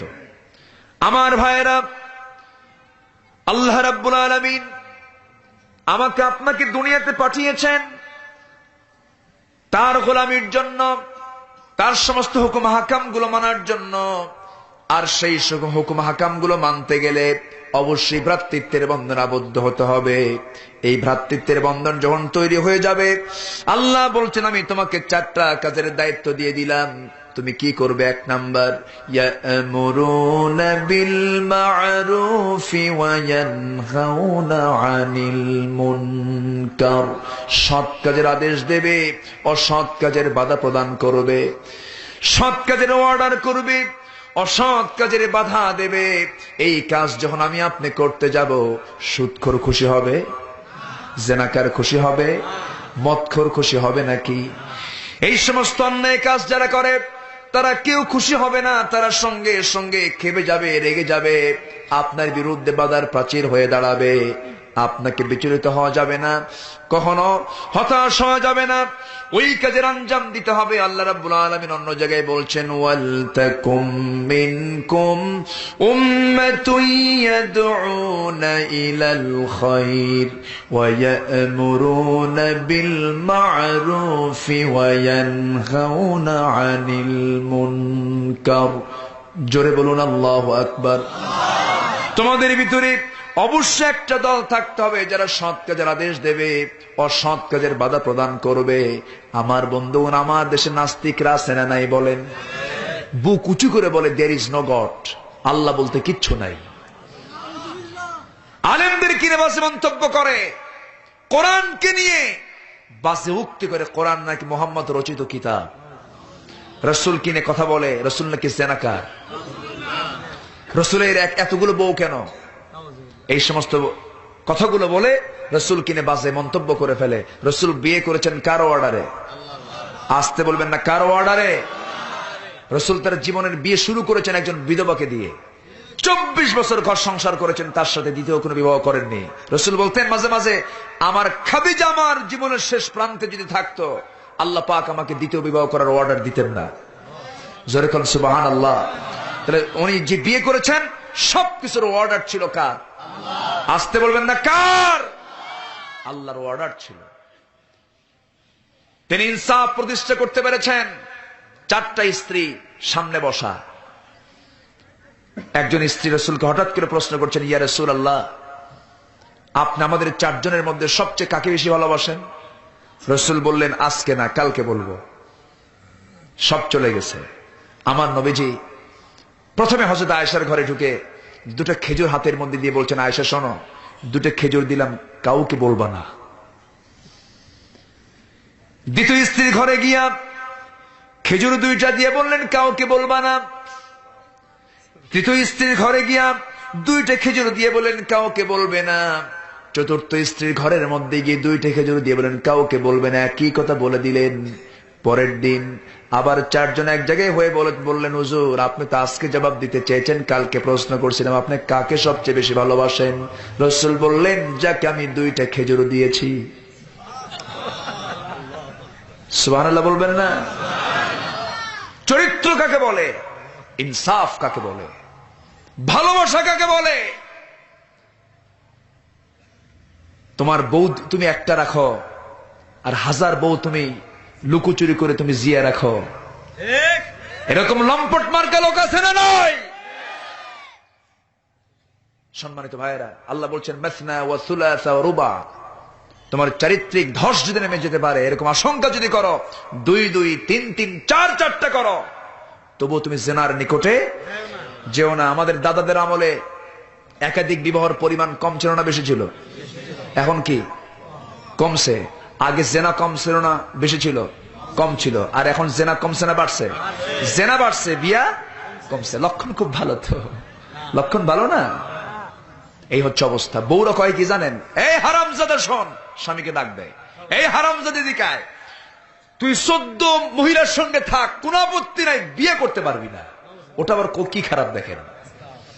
আমার কথা কি বুঝতেছে? এই হচ্ছে অবস্থা। কষ্ট হচ্ছে, কষ্ট হচ্ছে। সম্মানিত ভাইয়েরা, সৎ কাজের আদেশ দিতে হবে, অসৎ কাজের বাধা দিতে হবে। এটা হচ্ছে মুমিনদের 1 নম্বরের ডিউটি। কয় নম্বর ডিউটি?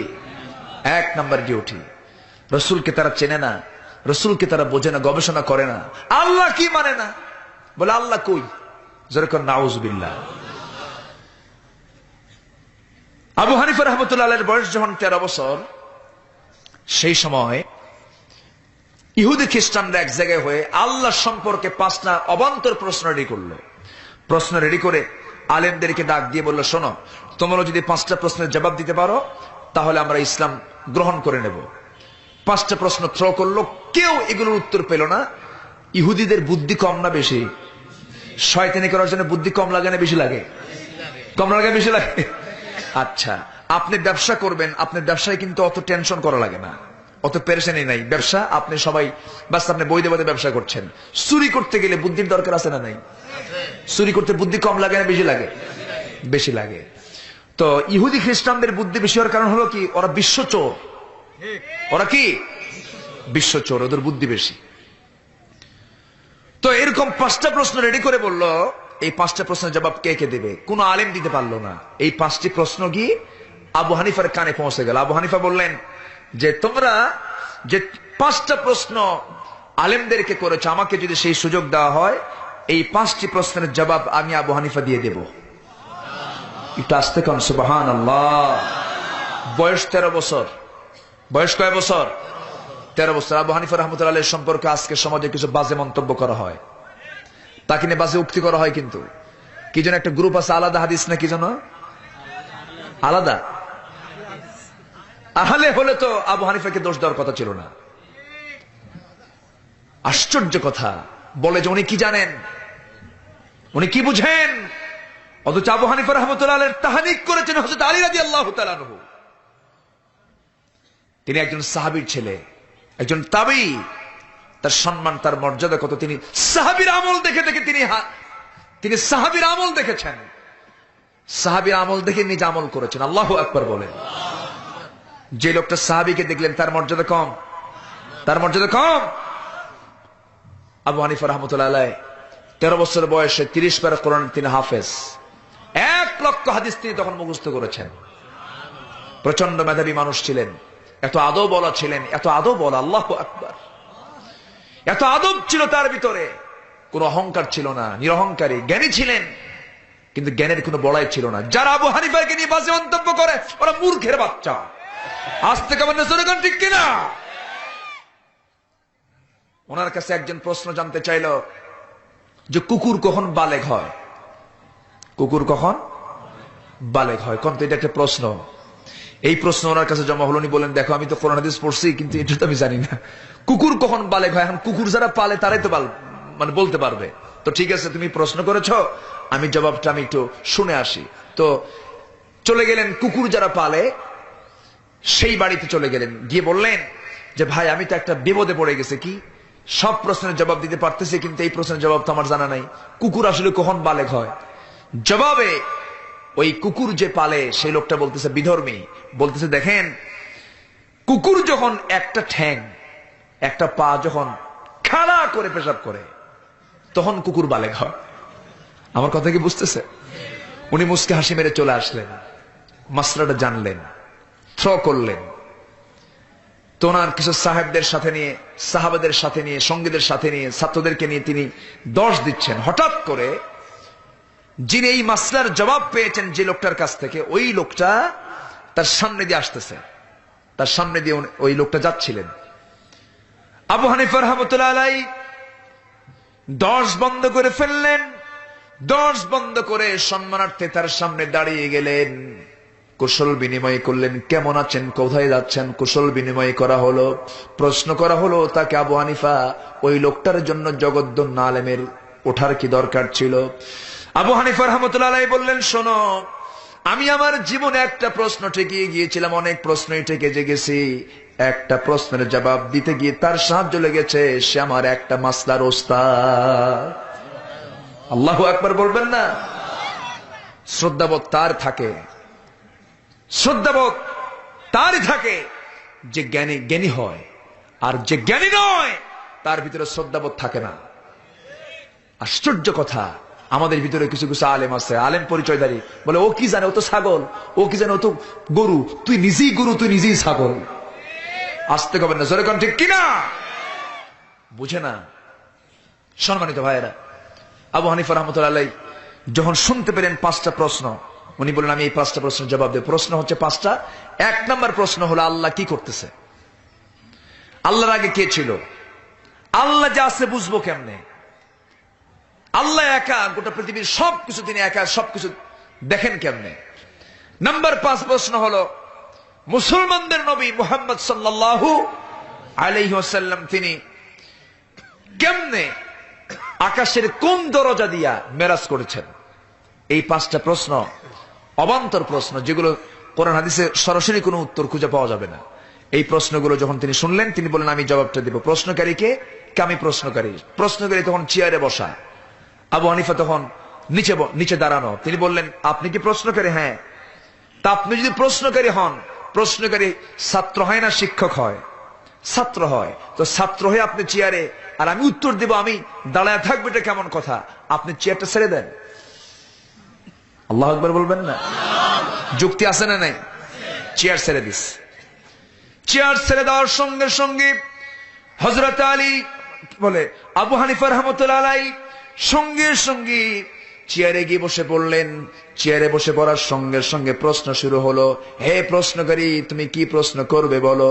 এবার 1 নাম্বার প্রশ্ন থ্রো করতেছে। 1 নাম্বার প্রশ্ন হলো, আল্লাহ এখন কি করতেছে? আল্লাহ এখন কি করলো? সঙ্গে সঙ্গে তিনি জবাব দিচ্ছেন, শোনো প্রশ্নকারী, আল্লাহ এখন এই কাজটাই করলো। তোমার মতো বেকুবরে কান ধরে চেয়ার থেকে নামায় আমার ওই চেয়ারে বসায় দিল। সুবহানাল্লাহ বলুন। কি সুন্দর জবাব দিয়ে দিলেন। যেমন প্রশ্ন তেমন জবাব তিনি দিয়ে দিলেন। নাম্বার 2 প্রশ্ন হলো, আল্লাহর আগে কি ছিল? আল্লাহর আগে কোন অস্তিত্ব কেউ আছে নাকি সেটা বুঝাইয়া দিতে হবে। সঙ্গে সঙ্গে আবু হানিফা বললেন, তোমরা যে আমাকে প্রশ্ন করেছ, এই প্রশ্নের জবাব দেওয়ার জন্য অঙ্কের জ্ঞান আগে থাকতে হবে। অঙ্ক বুঝো নাকি? হ্যাঁ, অঙ্ক বুঝি। অঙ্ক যদি বুঝো তাহলে 1 থেকে গণনা শুরু করে দাও। 1 থেকে গণনা শুরু করে দিল। 1 থেকে 10 পর্যন্ত যখন বলে ফেলেছে, তখন সঙ্গে সঙ্গে বললেন, গুনতে গুনতে তো শেষ হবে না, এখন উল্টা করে গণো।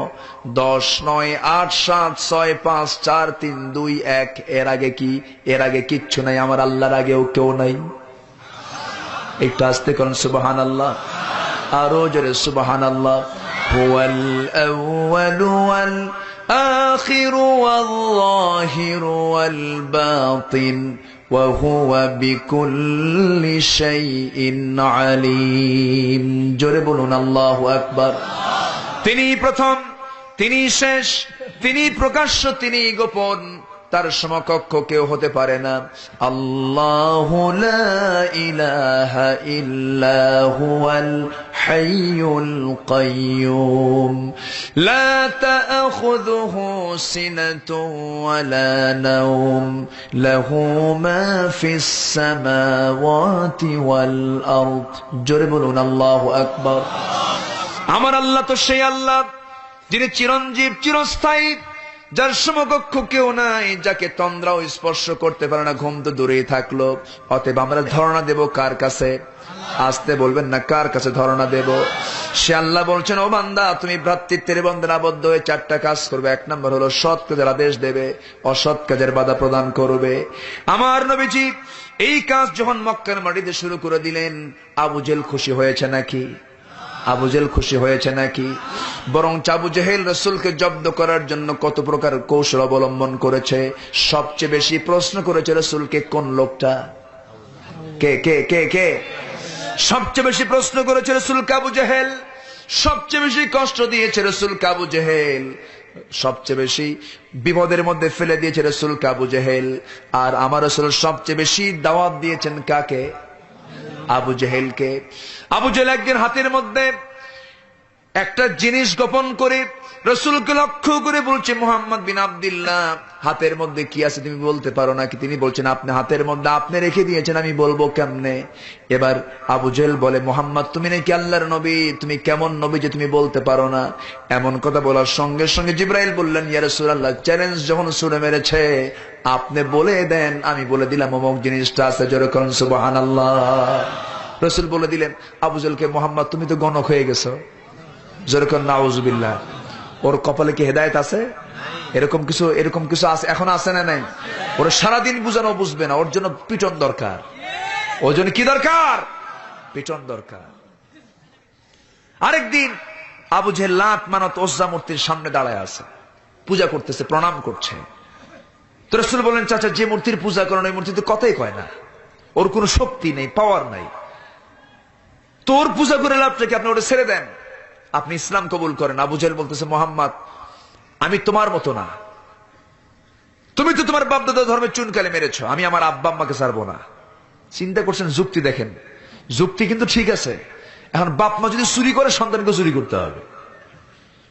রাসূল বললেন, চাচা, আপনি যে মূর্তির পূজা করেন ওই মূর্তির জবান থেকে যদি বের হয় আমি আল্লাহর নবী, আপনি কি ইসলাম কবুল করবেন?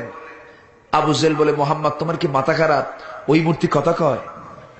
দেখেন বোঝে কিনা, এখন তো বোঝে কিনা, বোঝে। রাসূল বললেন, চাচা আপনি তো এখন বললেন যে আপনি ওটা ছাড়বেন না, তো কথা কয় না, তো আপনি যেটা কথাই কয় না ওর পূজা করে লাভ কি? আবু জেহেল চুপ মেরে আসে। রাসূল বললেন, চাচা যদি ওই মূর্তির জবান থেকে যদি বের হয় আমি আল্লাহর নবী, আপনি কি ইসলাম কবুল করবেন? আবু জেহেল বলে, অসম্ভব, ওই মূর্তি কখনো কথা বলবে না, বলবে না, বলবে না, কারণ ওই মূর্তি আমি নিজে বানাইছি, ওর ভিতরে কি আছে তাও জানা আছে, ওর পিছনে একটা বাঁশও ঢুকাইছি। দেখেন আমার রাসূল বলছেন, চাচা যদি বলে, আবু জেহেল বলতেছে যদি বলে তাহলে তুমি ধরে নাও আমি শুধু না তোমার শাস্তি শুদ্ধ ইসলাম কবুল করব। দেখেন কথার সাইজ দেখছেন, কথাও বলে আগ বাড়ায়া। আমার রাসূলের নখের পাওয়ার কে দিয়েছেন? নখের পাওয়ার কে দিয়েছেন? রাতের বেলা আকাশে কি থাকে বড়? ওই চাঁদ দ্বিখণ্ডন হয়নি? দ্বিখণ্ডন করেছেন মুহাম্মদ সাল্লাল্লাহু আলাইহি ওয়াসাল্লাম। শুধু ইনশাক্কাল কামার, সহিহ বুখারীর হাদিস, শুধু রাসূল নখটা উঁচু করেছেন, ইনশাক্কাল কামার, চাঁদ দ্বিখণ্ডন হয়ে গেছে। আল্লাহু আকবার। আল্লাহ পাক কি সম্মান তাকে দিয়েছেন, কি মর্যাদা তাকে দিয়েছেন। এই প্রশ্নও করেছিল আবু জেহেল। আবু জেহেল বলেছিল, তুমি যদি সত্যিকারের নবী হও আকাশের চাঁদ দুই ভাগ করো। রাসূল বলেন, চাচা আমাকে একটু সময় দিতে হবে। আবু জেহেল কয়, 1 সেকেন্ড সময় পাবি না, কারণ আবু জেহেল জানে মোহাম্মদ সময় পেলে এটাও করতে পারে। আপনি বোঝেন না, বুঝতেছেন না? তো সাথে ছিল একজন মেহমান, আবু জেহেলের দাওয়াতি মেহমান ছিল, তৎকালীন গোটা বিশ্ব পৃথিবীর মানে একজন পরাশক্তি ছিল, সুপ্রিম পাওয়ারওয়ালা একজন রাষ্ট্রপ্রধান কে সে দাওয়াত দিয়েছিল। তো বিদেশি মেহমান বলল, জীবনে বহু প্রশ্ন শুনছে, এরকম বেকুবি মার্কা প্রশ্ন শুনি নেই। বলতেছে, আবু জেহেল তুমি একজনকে প্রশ্ন করো, অযৌক্তিক প্রশ্ন করো, কোন আকাশের চাঁদ মানুষ দ্বিখণ্ডন করে নাকি? রাসূল বলেন, চাচা আপনি যখন প্রশ্ন করেছেন এই চাঁদও দ্বিখণ্ডন হবে, কিন্তু আমাকে একটু সময় দিতে হবে, আমি আল্লাহর কাছে চাবো। আবু জেহেল কয়, 1 সেকেন্ড সময় পাবি না। বিদেশি মেহমান কয়, আবু জেহেল তোরে মৃত্যু পর্যন্ত সময় দিলাম। আল্লাহু আকবার। বিদেশি মেহমানের বুঝতে বাকি নাই যেটা আল্লাহর পয়গম্বর। জোরে কান সুবহানাল্লাহ, আরো জোরে সুবহানাল্লাহ। হেদায়েতের মালিক কে? আসতে বলবেন না কে? সালমান ফার্সির বাড়ি হলো ইরান। কোথায় বাড়ি? পারস্য, ইরান এবার তার বাড়ি। বেলাল রাদিয়াল্লাহু আনহুর বাড়ি হলো নাইজেরিয়া, আফ্রিকান দেশে। সেই কালো বেলাল নাইজেরিয়ান আফ্রিকান একজন মানুষ, তিনি নবীর হাতে বায়াত নিয়ে মুসলমান হয়ে গেলেন। সালমান ফার্সি ইরানের একজন মানুষ, তিনি কালেমা পড়ে মুসলমান হয়ে গেলেন। আর আবু জেহেলের বাড়ি নবীর ঘরের সাথে, ঈমান তার কপালে জুটলো না। অতএব অনেকে বলে, হুজুর আমাদের জন্ম যদি নবীর যুগে হতো, নবীর পিছনে যদি নামাজ পড়তে পারতাম কতই না ভালো হতো। তখন বলি মাঝে মাঝে, তুই যদি আবু জেহেল হইতি তাহলে কি হতো? অতএব তুই যা আছিস এটার উপরে শুকরিয়া আদায় কর, আলহামদুলিল্লাহ বলেন। যেরকম আলহামদুলিল্লাহ। আমাদের দাম আছে না নাই? আমাদের দাম আছে না নাই? এই নবীর উম্মত হওয়ার জন্য একজন নবী প্রায় আবদার করতেন আল্লাহর কাছে। তিনি কে? মূসা আলাইহিস সালাতু ওয়াস সালাম। তিনি আল্লাহর কাছে মাঝে মাঝে বলতেন, আল্লাহ তুমি আমাকে নবী না করে যদি শেষ নবীর উম্মত বানাতে আমি খুব ধন্য হতাম। সুবহানাল্লাহ বলবেন না? আমাদের দাম যে নাই তা না, দাম আছে, কিন্তু বাম দল করলে দাম নাই। দল করতে হবে কার? দল করতে হবে কার? একা একা না, ভ্রাতৃত্বের বন্ধনে। ভ্রাতৃত্বের বন্ধনে একতাবদ্ধ হয়ে সম্মিলিত ভাবে আল্লাহর জমিনের দিন কায়েমের জন্য যারা সংগ্রাম করবে, এপারে দুনিয়া ওপারে জান্নাত। যেরকম সুবহানাল্লাহ। সম্মানিত ভাইয়েরা, আমার নবীজি শুধু নখটা উঁচু করলেন, চাঁদ দ্বিখণ্ডন হয়ে গেল। বিদেশি মেহমান বলে ফেলল, লা ইলাহা ইল্লাল্লাহ। আবু জেহেল কয়, মুহাম্মদ তামসা একখান দেখালা। যেরকম নাউজুবিল্লাহ। আমার নবীজি বললেন, চাচা যদি এই মূর্তি কথা বলে?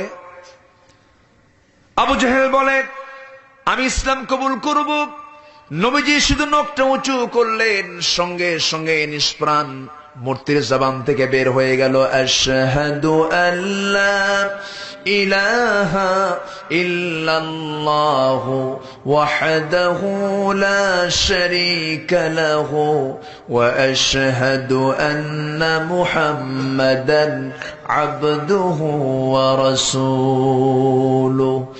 উপস্থিত কুরাইশ কয়েকজন কালেমা পড়ে মুসলমান হয়ে বলছে, আবু জেহেল তুমি যদি কালেমা নাও পড়ো আমরা স্বীকৃতি দিয়ে দিলাম, এর চেয়ে মহাসত্য আর কিছুই হতে পারে না। আবু জেহেল বলে, মুহাম্মদ তুমি তো জাদুঘর। যেরকম নাউজুবিল্লাহ। রসুলকে বলেছে গণক, রসুলকে বলেছে জাদুঘর, রসুলকে বলেছে কবি। কেন কবি বলা হলো?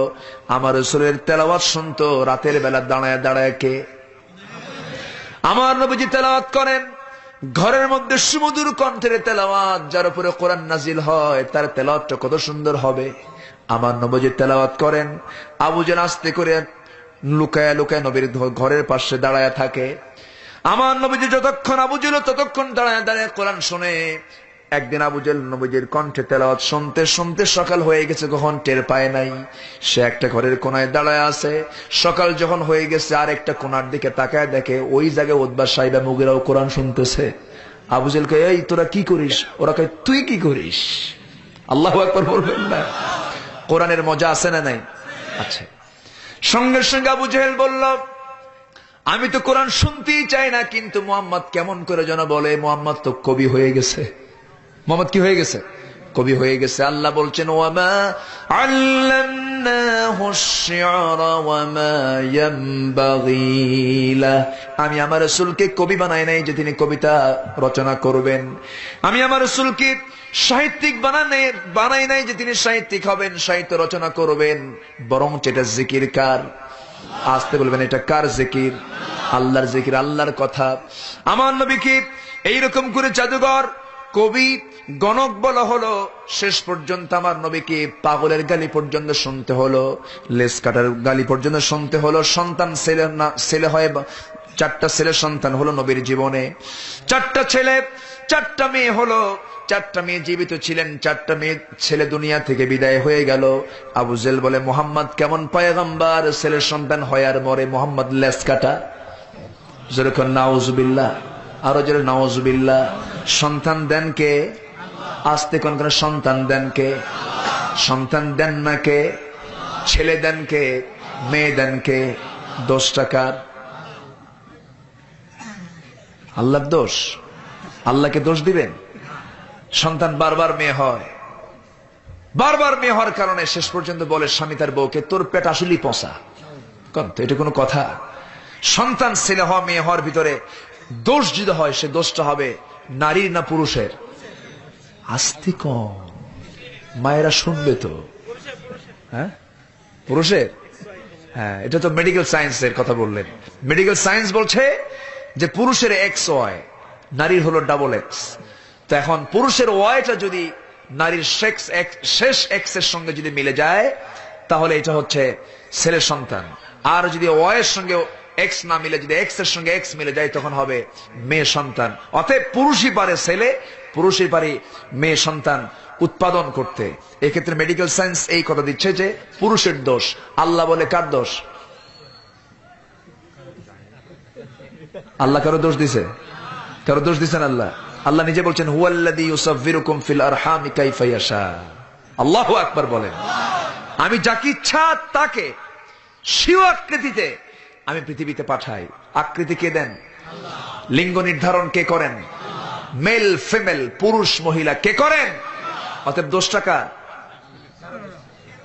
অতএব দোষ কারই নাই, ফয়সালা কার? আল্লাহ পাকের। বারবার মেয়ে হয়, বউকে দেখতে পারে না। আশ্চর্য কথা, এটা বলা যাবে না। রাসূল তার জীবনের সবচেয়ে বেশি আদর উপহার দিয়েছেন মেয়ে সন্তানদেরকে। সুবহানাল্লাহ। মেয়েকে রাসূল বেশি পছন্দ করেছেন, মেয়ের পক্ষে রাসূল বেশি টেনেছেন। রাসূল বাজারে গেলে মেয়েদের জন্য আগে বাজার করতেন। সাহাবায়ে কেরামকে বলতেন, তোমরা মেয়েদের আগে বাজার করো। যেরকম সুবহানাল্লাহ। আমার ভাইয়েরা, মন খারাপ করা যাবে না। সন্তান যেটাই হোক না কেন, মন কখনো খারাপ করব না। সন্তান ছেলে হোক মেয়ে হোক, এই ব্যাপারে ফয়সালা কে দেন? আসতে বলবেন না, কে দেন? আমার মা আপনাকে ইসলাম এত বড় সম্মান দিয়ে দিল, আপনি ইসলাম ছাড়েন কেন? ইসলাম ছেড়ে চলেন কেন? নামাজ পড়েন না কেন? কোন স্বামী যদি তার স্ত্রীর ভিতরে 4টা দোষ দেখতে পায়, 4টা কাজ যদি তার ভিতরে যদি অনুপস্থিত দেখতে পায়, একজন স্বামী তার স্ত্রীকে মারতে পারে। কয়টা কারণে? কয়টা কারণে? 4টা কারণে স্বামী তার স্ত্রীকে মারতে পারে। আপনারা তো খুব খুশি হলেন মনে হয় নাকি? হ্যাঁ? আর আমার মায়েরা তো মনে মনে ভাবতেছে এমন হুজুর দাওয়াত দিচ্ছে মারার জন্য হুকুম দিয়ে যাচ্ছে। 12টা বাজে, মনে হয় শেষ করলে ভালো হয়। যে লোকজন তো কিছু কিছু চলেই যাচ্ছে, আমরা সব দিকে খেয়াল করব। তো এই মা মুশকিলা, বসেন বসেন বসেন বসেন বসেন, যাবেন না। আমি বসেছি, আমি যদি এখন বলি ভাই আমি একটু চলে যাই, আপনি কি খুশি হবেন? তো আপনি যাচ্ছেন, আমার তো একটু খারাপ লাগতেছে, একটু বসেন। আমার 12টার মধ্যেই এই 10-15 মিনিটের মধ্যে আমরা শেষ করে দেওয়ার চেষ্টা করব। জোরে বলি ইনশাআল্লাহ। সব দিকে আমরা খেয়াল করব। তো 4টা কারণে স্বামী তার স্ত্রীকে মারতে পারে। কয়টা কারণে? 1 নাম্বার কারণ হলো নামাজ না পড়লে, 2 নাম্বার কারণ হলো রোজা না রাখলে, নাম্বার 3 কারণ হলো স্বামীর আনুগত্য না করলে, স্বামীর সৎ কথাগুলো না মানলে পরে, নাম্বার 4 হলো নিজের চরিত্রের হেফাজত না করলে, পর্দা না করলে পরে। 4টা কারণে স্বামী তার স্ত্রীকে মারতে পারে। আর যদি স্বামী যদি কোনো ভুল করে, স্বামীকে তার বউ মারতে পারে। হ্যাঁ, মারতে পারে না কেন? সমান অধিকার তো। এখন মারার অর্ডার যদি দেন, শারীরিক শক্তি কার বেশি? বলেন, শারীরিক শক্তি কার বেশি? পুরুষের, নারীর চাইতে পুরুষের শক্তি কে দিয়েছেন? দোষ কার? হ্যাঁ, ওনারা যে বলেন যে নারী পুরুষকে সমান অধিকার দিতে হবে, অধিকার হবে কেমন? আপনার শক্তি তো কম। এমনকি পুরুষের মাথার ব্রেনের সেল হলো 49টা, আর মেয়েদের মাথার ব্রেনের সেল হলো 39টা। কম কয়টা? কয়টা কম? কার দোষ দিবেন? আশ্চর্য কথা। আল্লাহ পাক এটা লেবেল করে দিয়েছেন এবং খাদ্য দিয়েছেন দুজনের 2 রকম। মেয়ে সন্তানের জন্য মার দুধ একরকম, ছেলে সন্তানের জন্য মার দুধ আরেক রকম। কে করে দিয়েছেন? কে করে দিয়েছেন? হযরত আলীর যুগে 2 জন মহিলা একই ঘরের ভিতরে, 2 জন একই বিছানায় শুয়ে আছে। শুয়ে থেকে তো তাদের পেটে ছিল সন্তান সম্ভবা, তারা সন্তান সম্ভবা ছিল, বাচ্চা ছিল, অন্তঃসত্ত্বা। তা আল্লাহর কি ফয়সালা, একই রাত্রে একই বিছানায় 2 জনের পেট থেকে সন্তান হয়ে গেছে। ডেলিভারি হয়ে যাওয়ার পর 2 জন জানে যে কার ছেলে আর কার মেয়ে, কিন্তু সকালবেলা 2 জন লাগছে গন্ডগোল। মেয়ের সন্তান কেউ নেবে না, ছেলের সন্তানের লাগছে পাড়াপাড়ি, মারামারি শুরু হয়ে গেছে। না এটা আমার ছেলে, না এটা আমার ছেলে, না এটা আমার ছেলে, না এটা আমার ছেলে। মেয়ের সন্তান আর কেউ নিতে চায় না। এখন কি হবে ফয়সালা? এটা চলে গেছে আলীর দরবার পর্যন্ত। আলী বললেন, দেখো কার ছেলে আর কার মেয়ে এটা ওদের জানতে বাকি নাই, অযথা গন্ডগোল না করে তারা নিয়ে যাক। তবু তারা মানতে নারাজ। হযরত আলী পর্যন্ত চলে আসলেন, বললেন তোমরা তো জানো কেনা আমার ছেলেটা, আমার ছেলে এটা। শেষ পর্যন্ত আলী বললেন, ঠিক আছে, এই 2 জন মহিলাকে ঘরের মধ্যে তুলো। ঘরের মধ্যে উঠানো হলো, বলা হলো দেখো তো 2 জনের স্তন থেকে দুধ বের করে 2টা গ্লাসে রেখে দাও। 2 গ্লাসের দুধ রেখে দেওয়ার পরে দেখো তো কোন গ্লাসের দুধটা ঘন, কোন গ্লাসের দুধটা পাতলা। যখন বলা হলো এই গ্লাসের দুধটা ঘন, এই গ্লাসের দুধটা পাতলা, হযরত আলী বললেন যে গ্লাসের দুধটা ঘন, এই ঘন দুধ যে স্তন থেকে বের হয়েছে, মহান রব্বুল আলামিন তাকে ছেলে সন্তানের মা বানিয়ে দিয়েছেন। আর পাতলা দুধ যে স্তন থেকে বের হয়েছে, সেই পাতলা দুধকে মহান রব্বুল আলামিন মেয়ে সন্তানের জননী বানিয়ে দিয়েছেন। 2 জন সন্তানকে 2 মায়ের কোলে দেওয়া হলো, তারা বাড়ির দিকে চলে গেল। আমার ওয়াজও শেষ হয়ে গেল নাকি? কি করব এখন? প্রশ্ন হলো, হুজুর দুধ কেন ঘন হলো, দুধ কেন পাতলা হলো, ওয়াজ আবার শুরু হলো না? কি করবো বলেন? ওই যে ঘড়ির কাঁটা কিন্তু সোজা 12টা, মানে আমাদের দিকে ঘড়ি রাখছে এই জন্য যে হুজুর ঘড়ি দেখবার ওয়াজ করবে। খুব সুন্দর কমিটি, খুব সুন্দর কমিটি, যে না হুজুর যেন বেখিয়াল না হয়, সারা রাত যেন না হয়, এই জন্য ঘড়ি দিয়ে দিচ্ছে। খুব সুন্দর, বলি আলহামদুলিল্লাহ। দুধ কেন ঘন হলো, দুধ কেন পাতলা হলো? প্রশ্ন আছে না নাই? যদি পুরুষের খাবার যদি মেয়ে খায়, তার ব্রেন নষ্ট হয়ে যাবে। তার শারীরিক ফিটনেস থাকবে না, শারীরিক যোগ্যতা সে হারিয়ে ফেলবে। যার বডিতে যে দরকার আল্লাহ পাক সেটাই দিয়েছেন। জোরে করেন সুবহানাল্লাহ। পুরুষ বাইরের চামড়া, পুরুষের চামড়া দিয়ে পুরুষ বাইরে ঘোরাফেরা করতে পারে। নারীর যে চামড়া পুরুষের চাইতে মজবুত না দুর্বল? তারা বাইরের জন্য না ভিতরের জন্য? টায়ার বাইরে থাকে, টিউব ভিতরে থাকে। এখন টিউব যদি বলে শোনো টায়ার বহু থাকছো বাইরে, আমারে বাইরে দাও, গাড়ি কি ঢাকা যাবে? গাড়ি ঢাকা যাবে না, বুঝে না তারা। আন্তর্জাতিক নারী দিবসে স্লোগান হলো, হাজার হাজার মহিলা রাস্তায় নামছে, মাথায় একটারও কাপড় নাই। পুরুষরা কাপড় দেয় না, আমরা কাপড় দেবো কেন? হাত উঁচু করে বললো আমরা নারী, আমাদের অধিকার দিতে হবে, দিতে হবে। সামনে ছিল 7-8 জন পুরুষ মানুষ, ওরাও হাত উঁচু করে আমরা নারী, আমাদের অধিকার দিতে হবে, দিতে হবে। তো মনে মনে করলাম এগুলো আবার কয় নাম্বার লেডিস?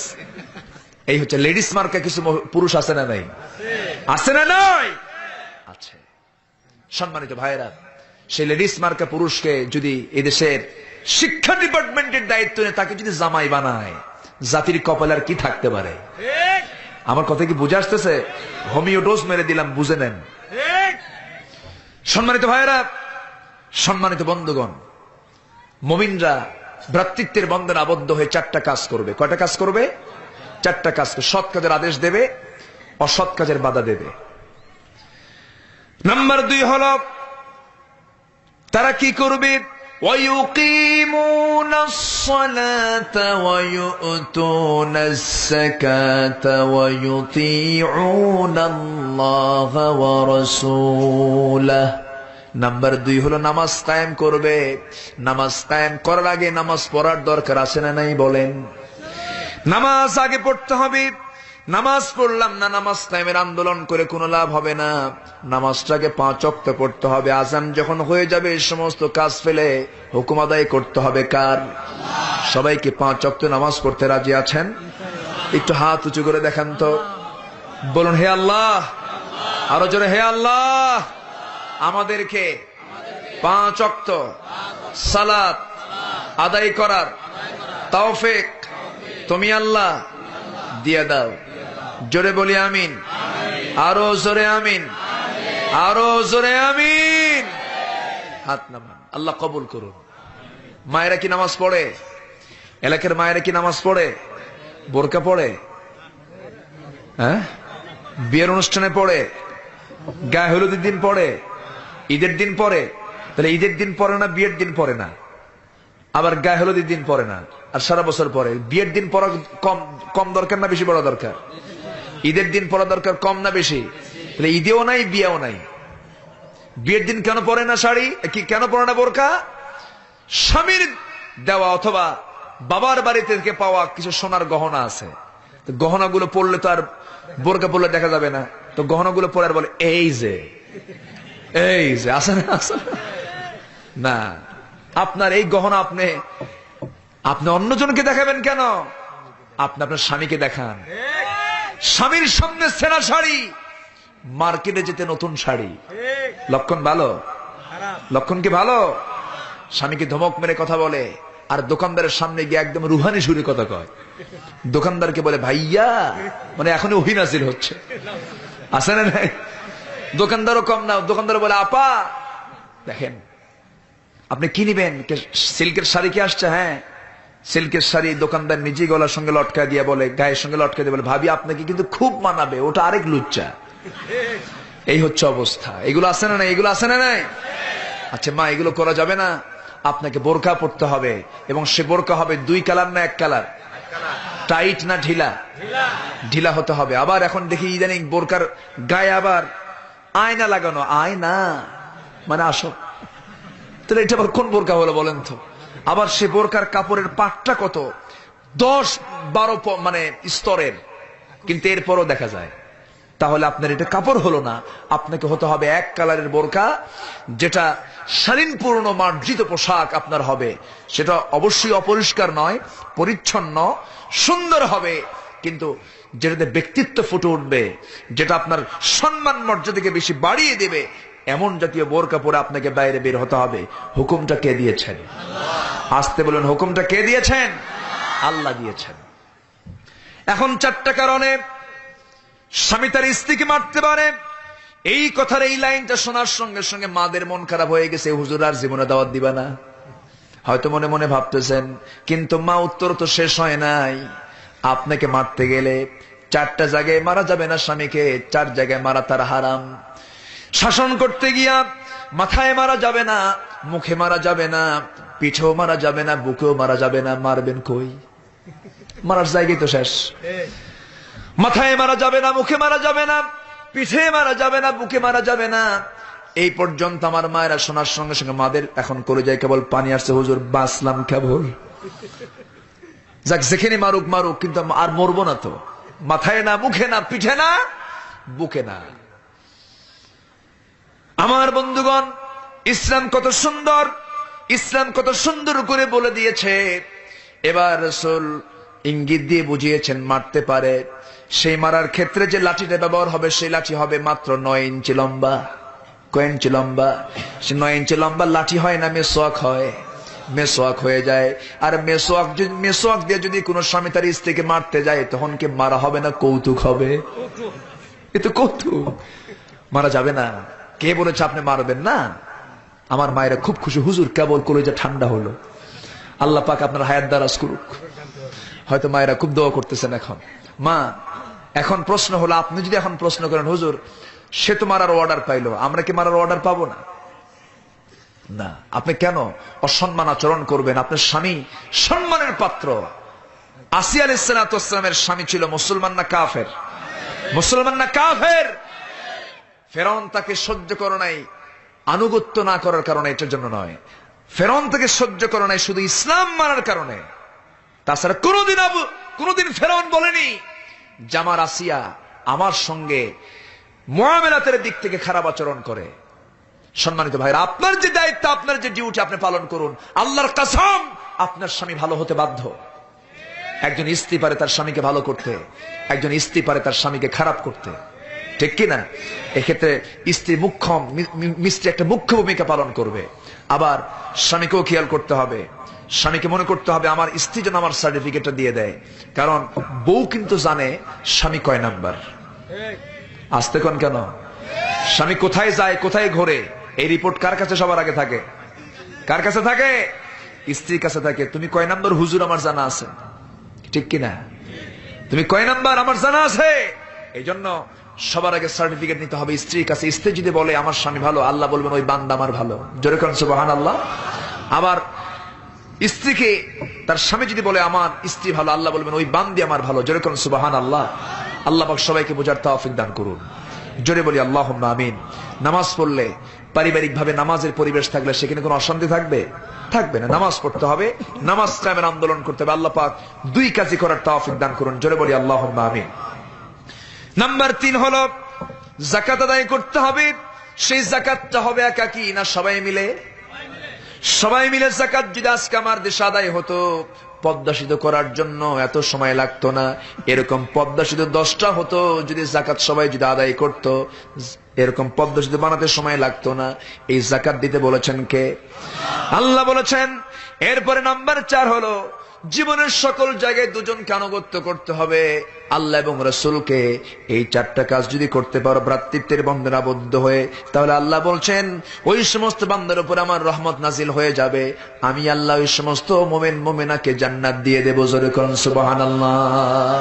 আল্লাহ পাক আমল নিয়ে আসার তৌফিক দান করুন। আল্লাহ পাক সবাইকে মাফ করুন। আল্লাহ পাক সবাইকে দিন বোঝার তৌফিক দান করুন। যা হয়েছে বলি আলহামদুলিল্লাহ। আরো জোরে বলি আলহামদুলিল্লাহ। কে কে কোথাকার? কুল্লা ইউনিয়নের সম্মানিত চেয়ারম্যান মহোদয় ইন্তেকাল করেছেন। হ্যাঁ, আমরা দোয়া করব আল্লাহ পাক তার কবরটাকে জান্নাতের নূর দিয়ে মুনাফফার করে দেন। এই কার মোবাইল নিয়ে যান? আমারটা নিয়ে যান না আবার। সেদিন আমার মোবাইল নিয়ে মারছে দৌড়। সবাই বসেন, দোয়া করবেন না? এই যে উঠে যাচ্ছেন কেন? দোয়াটা এমন একটা বিষয় আমি মনে করি যে পরীক্ষার খাতায় সব উত্তর লিখছে কিন্তু রোল নাম্বার নাই। রোল নাম্বারটা আমি লিখি নাই, তাহলে কি আমার রেজাল্ট আসবে?